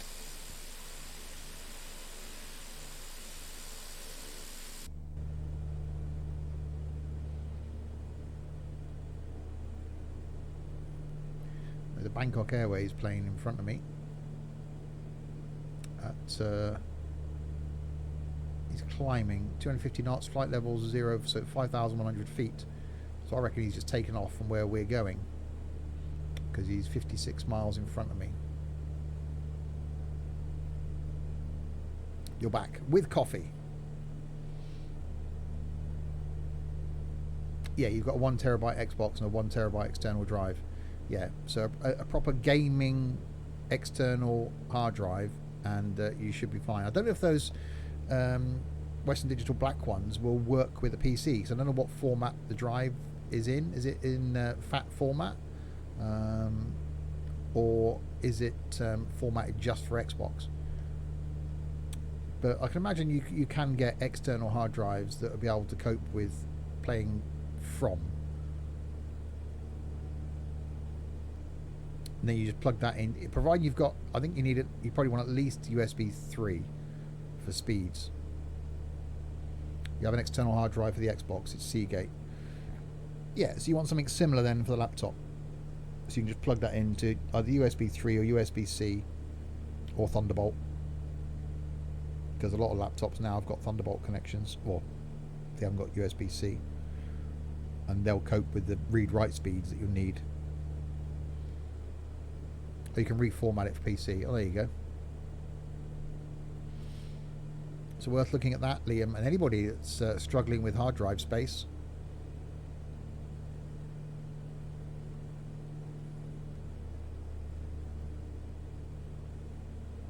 But again, another thing to ask in the setup and tech section on the Discord server.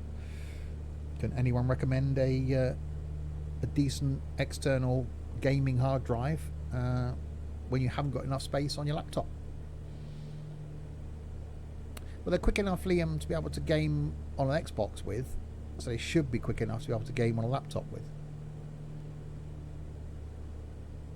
Should. I'm quite fortunate. My gaming laptop's got a 2 terabyte hard drive.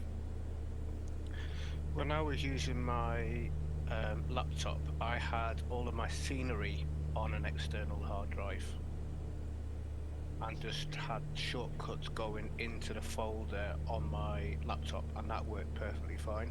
Cool. Yeah, as long as it's got a quick enough read-write. Yeah. So you got a decent cable, and then the hard drive can spin up quick enough, then you should be fine. And don't forget stuff you've got. It wouldn't delete your games. Don't forget, Steam's got a facility that will let you move the game location. I've done it when I put in my new SSD in. I moved games off my spinny disk drive onto my old SSD, and you can just do it within Steam. You can just say, I want to move this from there to there, and it just moves it. So you can move games you've currently got installed on your laptop to your external drive.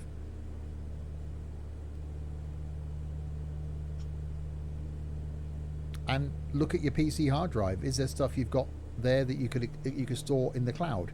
Is there stuff you've got on your PC or laptop that you could store on that external drive? So if you've got college work, your uni work that you should really be storing in the cloud anyway, in case the hard drive dies, or pictures, music, videos that you can store on an external drive. You don't need to have on your laptop. As long as your laptop stays in one place and it's stuff you don't need to access when you're away. But there's also ways then about if some network drives or some USB drives you can turn into a network drive, so you can access it remotely anyway. I mean, if I use my Xbox hard drive on laptop, no, you'd have to reformat it to use it on your PC, which means you wouldn't be able to use it on your Xbox. So you'd need to buy another drive. You could use the same drive, but then you'd have to not use it on your Xbox.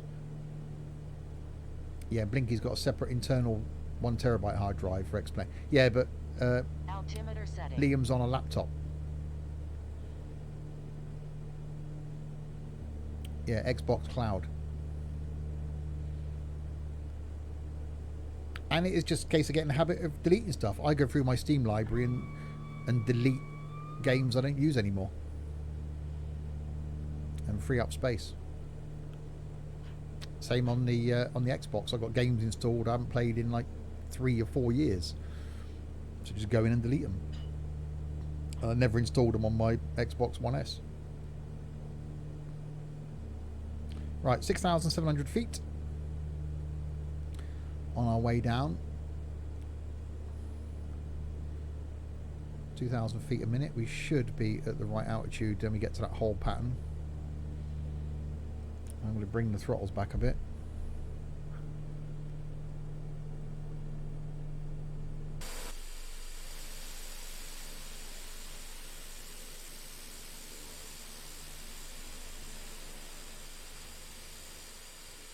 I see cloud. Hopefully we're below that.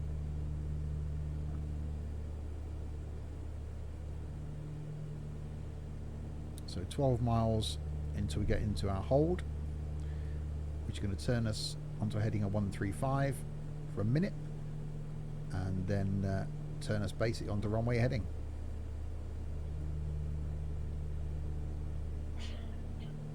And then we'll be down.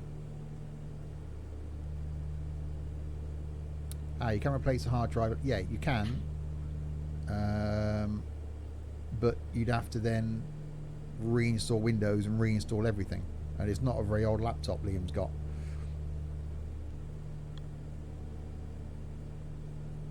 So yes, you could take the hard drive out and replace it with a bigger one. But then eventually you're going to end up with the same situation again where you're going to run out of space on that. Because games are going to get bigger and better and take up more room.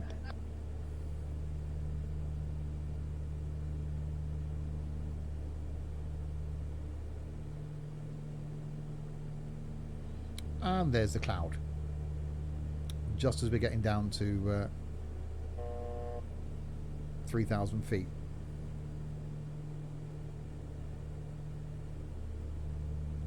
On Xbox I asked for there to be some clouds so you couldn't see the mountains. That's what it is. On Xbox now, it doesn't delete games, it uninstalls them, but keeps it in the cloud so you can reinstall it later. Okay. And your Xbox One's 2 terabyte. So yeah, if you didn't need that much space on your Xbox One, you could just reformat that to work on your laptop. If that's your external one. But it's probably going to be better to get yourself a new hard drive. Right, I'm going to descend to 1,800 feet.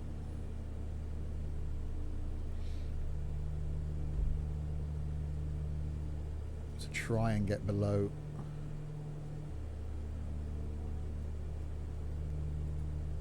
this cloud layer.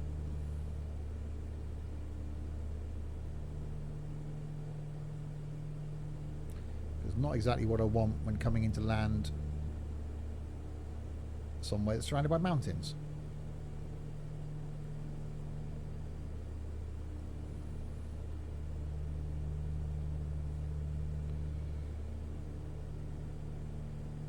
1800 feet, still nothing. So I'm going to have to descend a bit more now. We're going to have to go to 1600 or maybe even 1500 feet.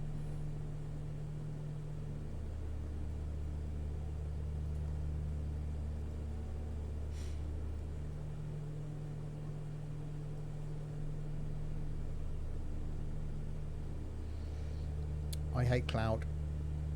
Right, we're 2 miles away from our hold.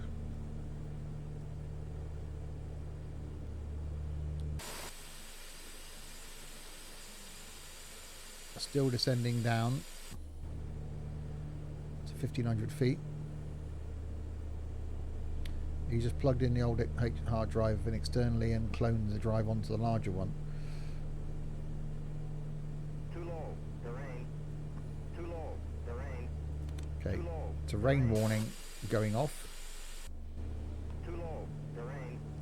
Again, Too low, not terrain. something you want to hear. Too low, terrain. Too low, terrain. So I'll drop the gear Too down. low, terrain. Too low, terrain. Too low, terrain. Too low, terrain. Too low, terrain. Too low, terrain. Too low. Too low, terrain. Too low, terrain. Too low, terrain. Master caution. Terrain. Too low, terrain. Too low, terrain. Too low, terrain. Too low, terrain. Too low, terrain. Too low, terrain.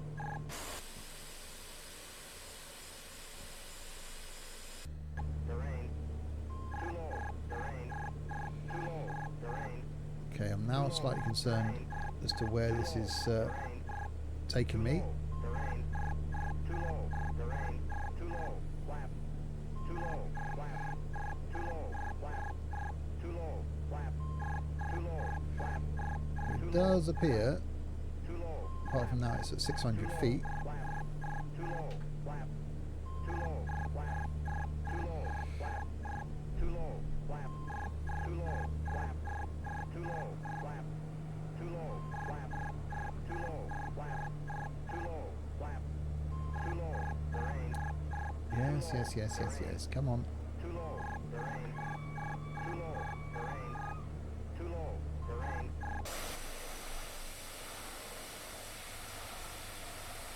Down there in front of me somewhere.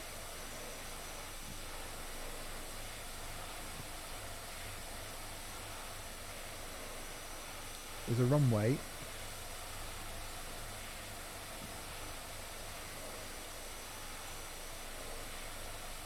That I can just about see. Too low, terrain. Too low, terrain. Too low, terrain. Too low, terrain. Too low, terrain. Too low, terrain. Too low, terrain. Too low, terrain. Too low. Yes, yes, yes. With the master caution. Too low, terrain.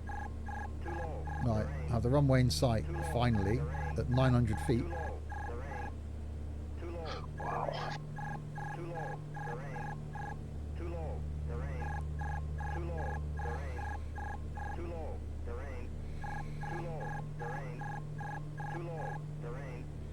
Too low, terrain. Yes.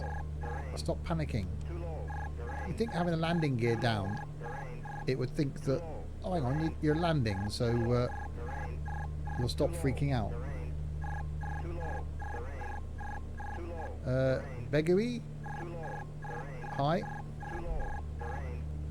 Too low, terrain. Too low, terrain. Too low, terrain. Too low, terrain. Too low, terrain.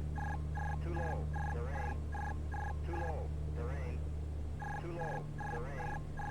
Too low, terrain. Too low, terrain. Yes. Too low, terrain. Too low, terrain. Always planes and half like freaking out, isn't it? It's like, oh no, it's ground. Oh no, no, no. Too low, terrain. Too low, terrain. Too low, terrain. Too low, terrain. Which plane? SAAB 340, which it should say in the description, hopefully. Too low, terrain. Too low, terrain. Too low, terrain. Too low, terrain. Too low, terrain. Wow. Too low, terrain. Yeah. Too So low, anything above terrain. 900 feet, really, and you can't see anything.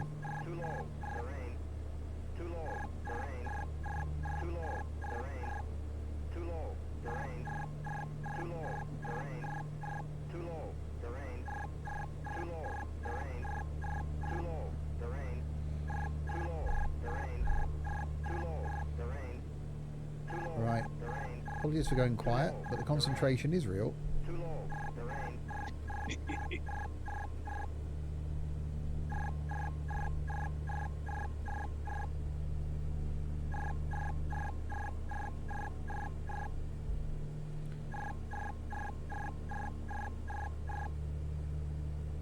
Well, it stopped saying too low to rain now. I don't know if that's a good thing or a bad thing.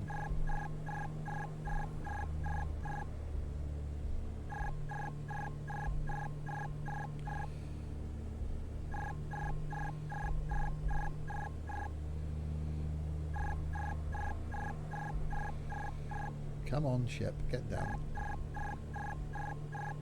Long landing. Long landing. 1,000 feet remaining. Come on. There we go.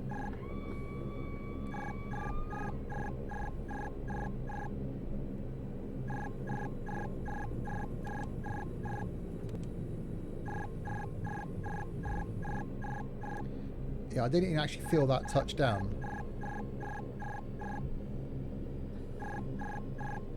Those are the best ones. Yeah. I can't stop the thing from chirping at me, mind. Yeah, the SAAB is quite a vocal little thing, yeah.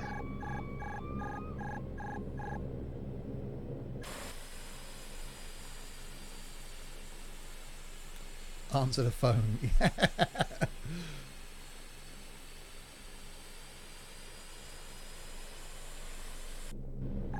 What's my name? The name's in the stream. Steve.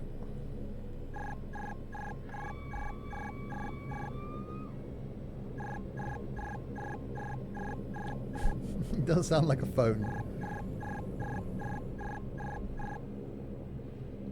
That was definitely an interesting approach, but yeah, I didn't even feel the touchdown. Unfortunately, my thing that tells me how I did has stopped working.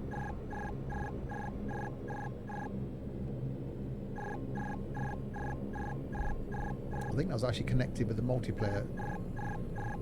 Press the red AP. Yeah, someone did tell me that before, didn't they? I do remember that. Yeah, thanks, Jaffa. Did you get to reinstall it? No, it's since we use this new multiplayer client. I think because that is reliant on your location, it stopped working since then. Where's Commander Brown? Is he down? Is he behind? No, he's behind us. Just check the stragglers.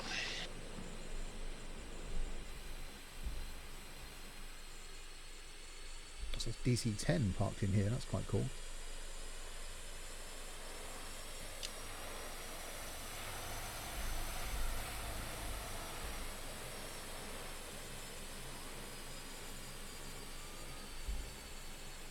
Okay, let's go in here at 7 then.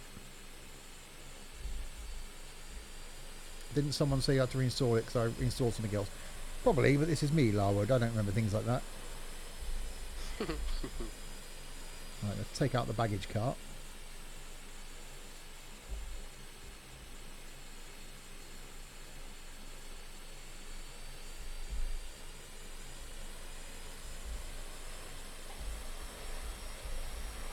I'm going to stop short though, actually, so I don't take out the baggage cart.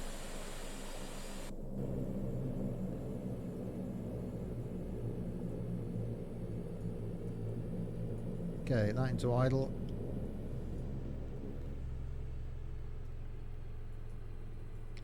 And that into off. Where am I from? The UK, and this is Mandalay. It does say in the description what the plane is and where we're going to and from. Right, so there we go.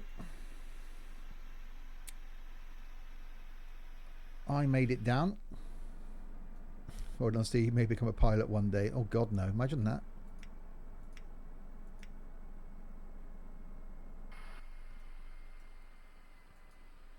Yeah, auto gate surprisingly not working in this size of plane. It's a long way for it to come down and round. Okay, master caution. Yeah, I'll walk red. That's probably a sensible idea, actually, if in doubt.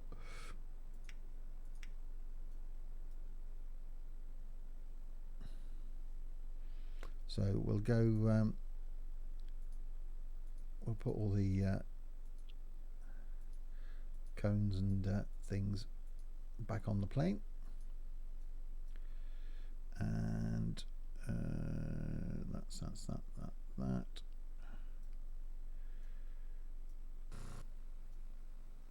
Back on ground power,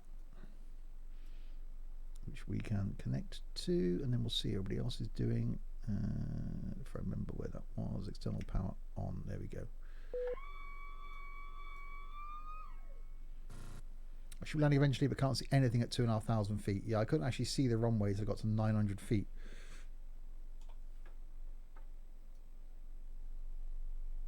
So that's the direction I came in, and you can see here how little amount of visibility we have. But we'll see here where everybody else is. So there's me at Mandalay, and there's Jaffa on his way in. Roxy's coming in next, so by looks of things. Yep, just doing my final turn onto approach. So there's Roxy, so we'll see him come in next, and then we'll see Jaffa, and just behind Jaffa then will be Chris. So we'll keep our eye out for Roxy, who will hopefully appear down the glide slope, so it should appear down there. The other day we could see landing lights as they come in. Today, not so much. But yeah, made it. Quite a nice landing. Quite a nice trip, actually. Forget how awesome the SAAB was.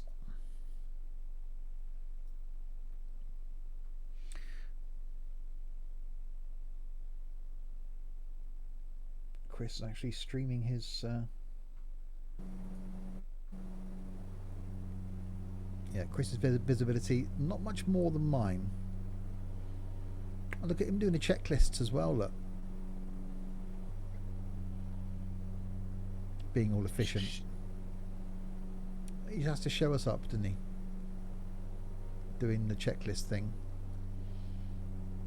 So Chris in the same plane as me in the SAAB.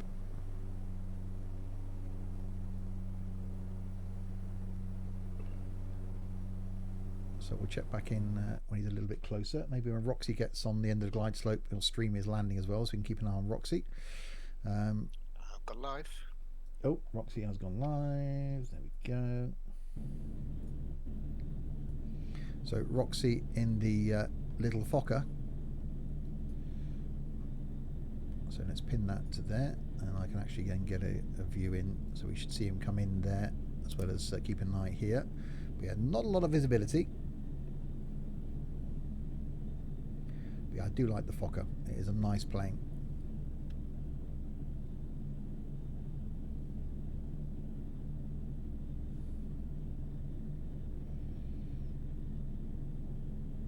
Where's Roxy in reference to you?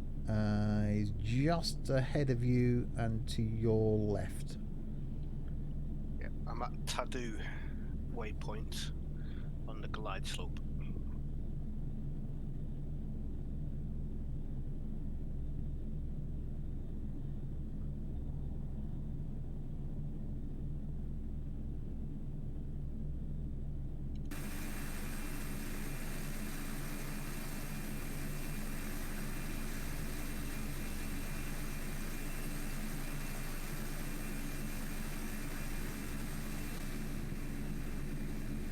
Yeah, definitely low cloud.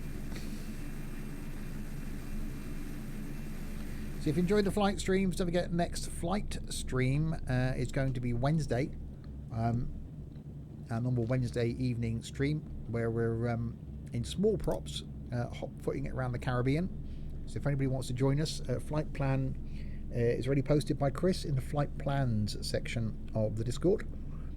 So little 172s or similar for Wednesday night, and then back in jets on Thursday, continuing our American adventure.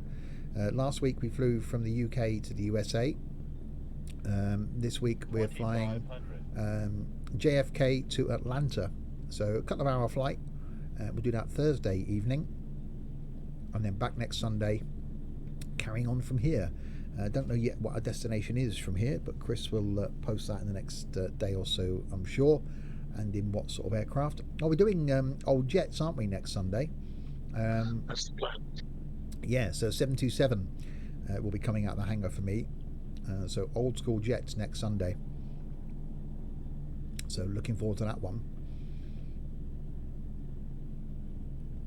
So yeah, variety of flight coming up in the next week then. So we got small props on Wednesday, new jets on Thursday, old jets next Sunday. Finn, good afternoon. So watching Roxy's approach now. So I'm already down in quite a buttery smooth. There we go. Runway is in sight. Just. It's down there somewhere, Roxy.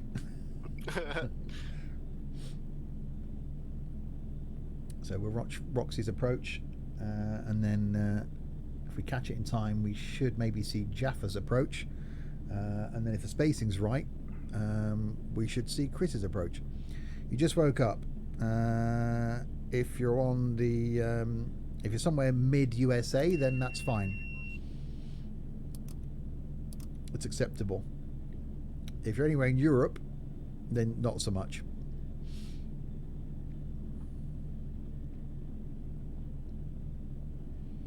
So you like the plane then, Roxy?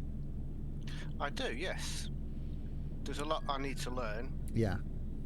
Like, I'm sure this has probably got some form of auto land, but West no Canada. idea how to operate it. Western Canada, in that case, you're up. That's not bad. Was that 8 hours? So 6:30 in the morning, something like that. 5:30, 6 o'clock in the morning. 5:30.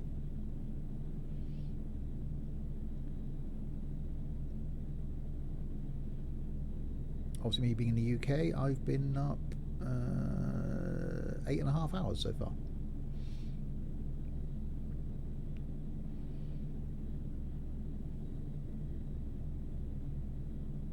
But yeah, one plane I haven't flown for a long time is the Beech 1900.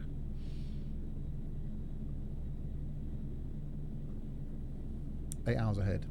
Yeah, so 6:30 a.m. That's not bad. It's acceptable for a Sunday morning.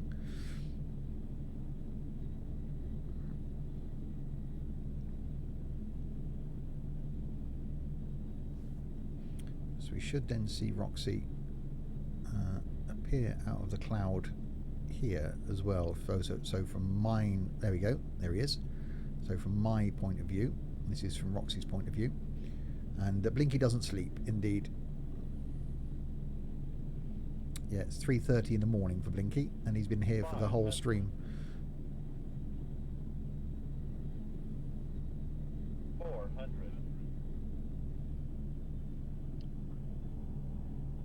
300.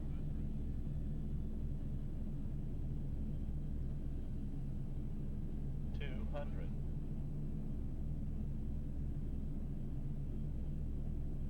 100. 50, 40, 30, 20, 10.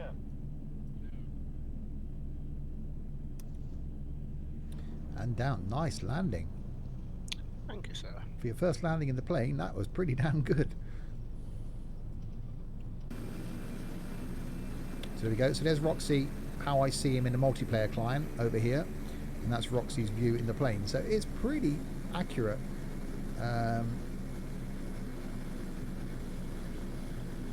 And you and Chris are practically on top of each other. Well, I get a room.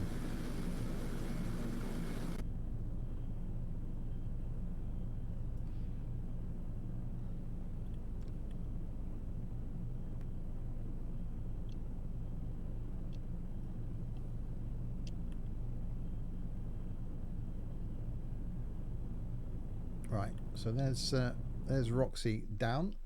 Let's check in with Chris then.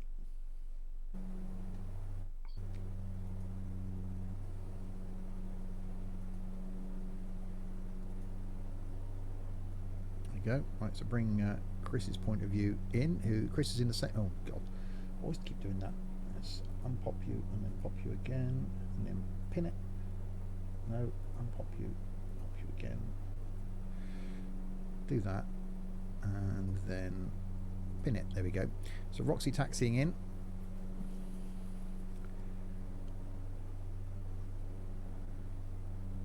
Chris on the glide slope, pretty much. Yeah, I'm doing a go around just to give Jaffa a bit of space. There we go. Yeah, Jaffa didn't stream his approach, but then in comes Jaffa.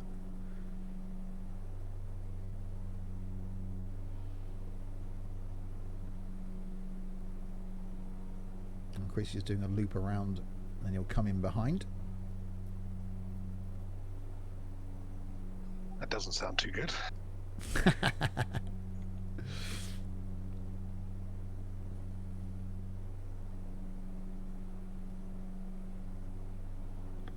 Yeah, I definitely do like this new multiplayer client that we're using. It does seem really stable, and model matching is working really well. So there's Jaffa in the little C90. No, Jaffa's in the SAAB, same as me, isn't he? Yep. It was Scott that was in the C90. There we go. So there's Jaffa down.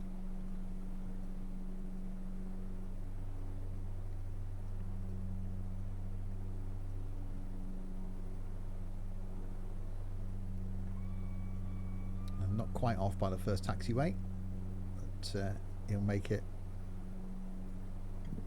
Actually off at the correct taxiway because that was an entryway. So Roxy taxiing. So we'll come round here to roughly where I am. And Jaffa coming off. And Chris looping around to come in again. I definitely really do like this streaming that we can now do in Discord as well. Because being able to watch each other's landings is definitely a plus.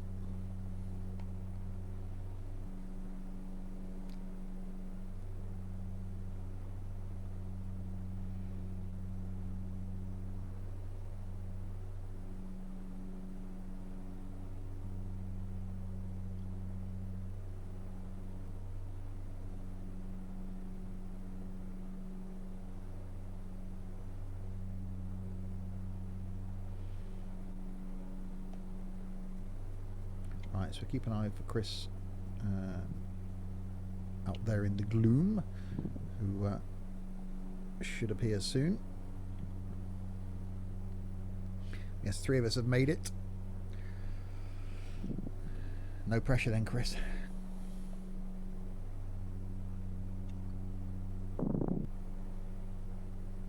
I seem to have lost my VS control, Oh.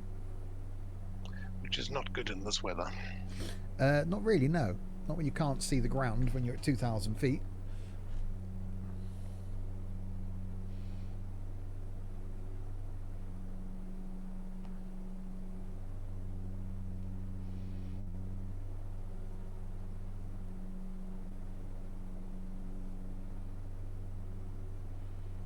But yes, hopefully next week when we leave here in jets we get slightly better weather.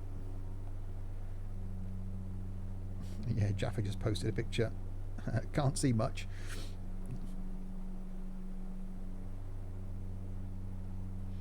It's a bit of a pea souper. So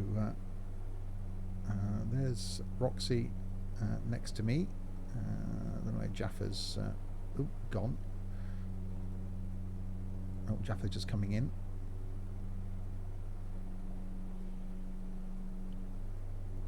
This is a really nice plane to fly. It's great. Very happy with this. It's very close for me between that and the SAAB. I like the SAAB, but I think I prefer the Fokker. It's just, I don't know. It's just that it's got something that the SAAB hasn't. Yeah. But I do need to fly the beach, so I might have to try and because I've only flown that like twice since I've had it, and that's again it's a similar sort of thing. Although I've also got the King Air now, which I've only flown once, and that's a similar sort of beast as well. Yeah, it's my favourite of the lot. But that was quite complicated to start for me. It wasn't as straightforward. Indeed. However, it does have that button on the left menu which lets you get to ready for takeoff in one click.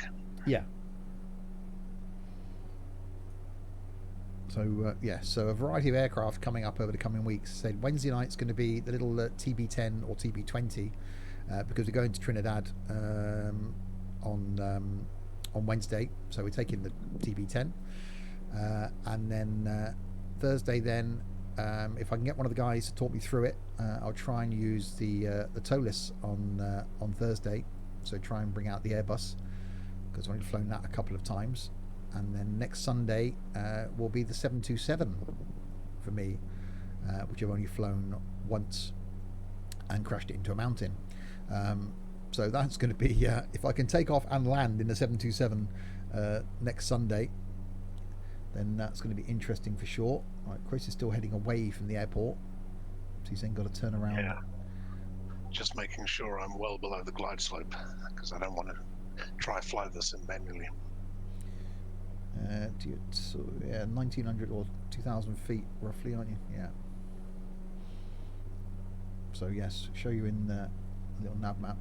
So that's where we are, all down here, safe and sound, and that's where. So you want to follow off. That's where Chris currently is. So he's going to go up, turn around, and come back down the glide slope. What plane would you recommend going to after the Cessna 172? That's a very difficult one. Personally, I bought the Quest Kodiak in X-Plane purely because I was afraid I couldn't fly anything without a G1000 in it. So bought the Kodiak and flew that back from the States to the UK.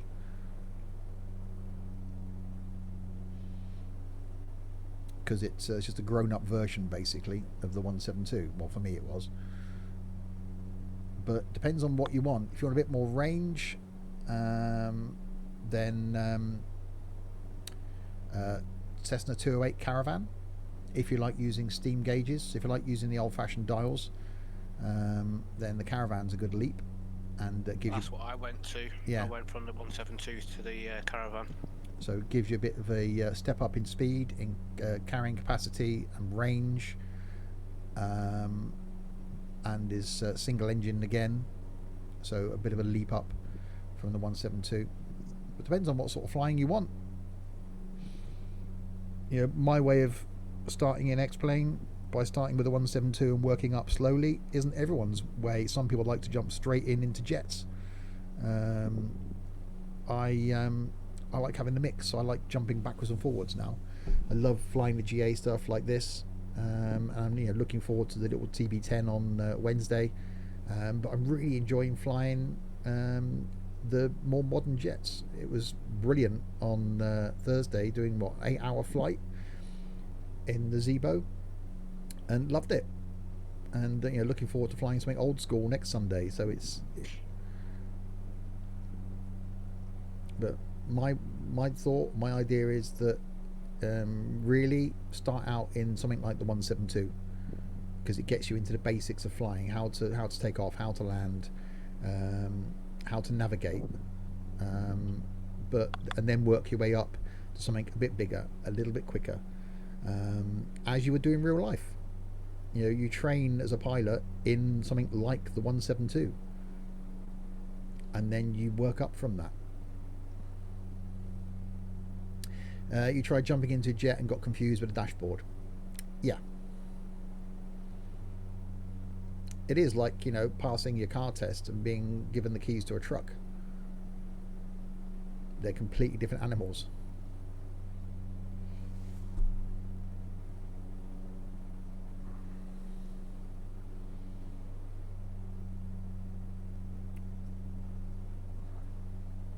Right, Chris is still heading away from the airport. You going back to Paro, Chris?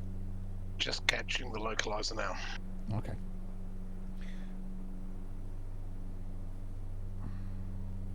But yeah, like anything, it depends on how quick a learner you are. Some people don't like the slowness of the little GA stuff, the small prop stuff.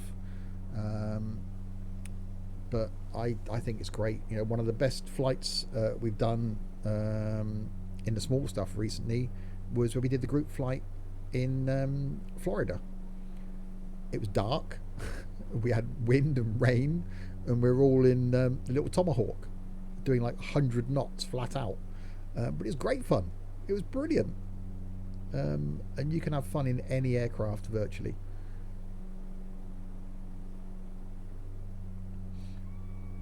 And I've said before, which is the reason we're doing these flights, it's great to have a reason to do a flight. You know, Chris is continuing something that I started a year ago with the little Cessna 172. The aim was to get it from the UK to Australia.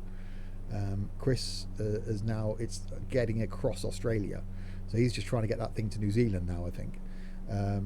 These round the world flights we're doing, the reason we're doing them is to make a journey around the world. So we've landed here today, we'll take off from here next Sunday in a different aircraft, and then the week after it will be in another different aircraft. But you could do it in one aircraft. You know, if you've got the little 172, say as Chris is doing, it's been flown from the UK to Australia in real time, in real weather conditions, and it's got there. So it depends on, you know, what you want to get out of flying. If you want to just have an enjoyment of getting in and flying from A to B, fantastic. If you want a reason to do it, you know, fly to a destination you've been to in real life, or join a virtual flight group like we've got with FS Economy, so that you jump in, you start at an airport and there's a passenger that wants to go to somewhere else and you fly them there. It's for me, I really enjoy the multiplayer stuff, and I really enjoy these trips around the world. You're trying to get a trip around the USA, starting from JFK and going around. Well, there you go. So set a route. You know, something fun could be visiting every state in the USA. So start at New York and fly to a town in every state. That's 52 flights. If you're doing a flight a day, that's 52 days. Obviously, flying out to Hawaii in a 172 could be interesting. Right, in comes Chris then.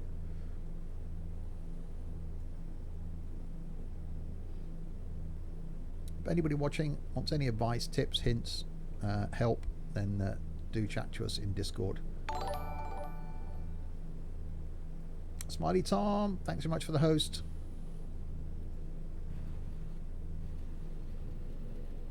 Nicely done.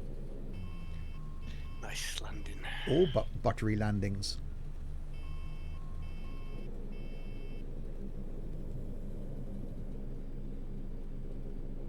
Can fly to each state capital.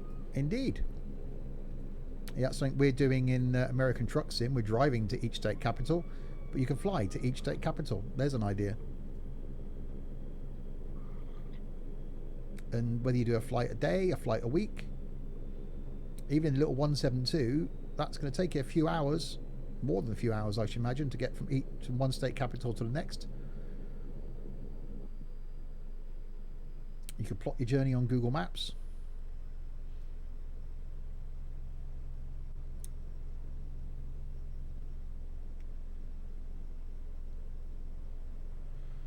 Right, so Chris is down. He's now going to start the taxi. Around to where the rest of us are. So there we go. We made it to Mandalay. And so we'll carry on this journey anyway from here next Sunday. Next Wednesday is our trip in the Caribbean, which has already been posted by Chris in flight plans. So there we go, 7 o'clock. That's the route we're taking in the Caribbean. This is today's, and it won't be long then before Chris posts next Sundays, which is going to be old school jets. So if you want to join us, check out the flight plans section of the Discord server, and all the flights are mentioned there. All hail the mighty Steve. Weather is not good at the moment. No, it's a bit more difficult to see out there.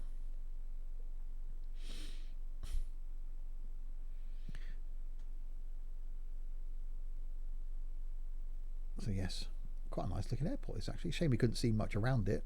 I bet there's mountains beyond those clouds, though, isn't there? It's probably too scary. I don't want to know what's out there. If it's clearer next week. To the east, there's mountains.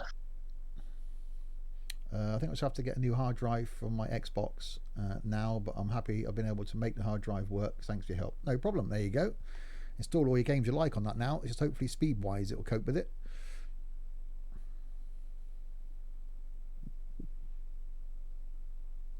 So there we go then. In comes Chris to park up somewhere.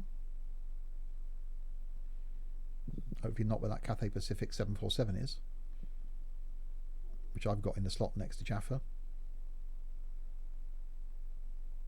But no, so he's going to park somewhere in the middle.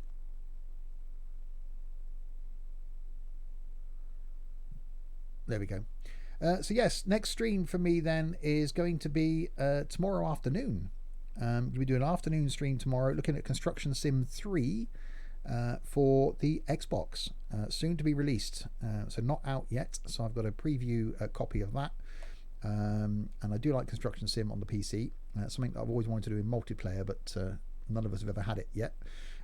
So we'll look at that tomorrow afternoon, and then tomorrow evening back with an OMSI stream. I haven't streamed OMSI for a while, so going to be doing that tomorrow evening with a few of us doing some routes together. And then Tuesday some train sim, Wednesday back with more flying, Thursday back with more flying, Friday some trucking, and Saturday with some Wreckfest. So every day this week I'll be back streaming, yeah, looking forward to it. So thanks to everybody for chatting. Thanks to Flight Attendant for following, for Wiley Pilot for following, for Captain Boyux for following, for Expert Jaguar, for Banana Man for cheering, for Liam for cheering, and for Jaffa for resubscribing. Thanks everybody, and my thanks then to Jaffa for joining us. Thanks again, Jaffa, for that. Hopefully you'll catch us on the next one on Wednesday. To Chris, of course, the person that arranges these flights, thank you, Chris, and we'll hopefully catch you for some more on Wednesday. Thank you. That was good fun. It was good fun, actually. I do like that plane. And to Roxy, thank you, thank you, Roxy. Thank you, Steve. We'll catch you That's good on fun. Wednesday and maybe for a bit on Thursday then. Yes, definitely. Absolutely. And there it's me. So there we go. Enjoy the rest of your afternoon. Back tomorrow afternoon with some construction sim. Until then, say goodbye, everybody. Goodbye, everybody. Goodbye, everybody.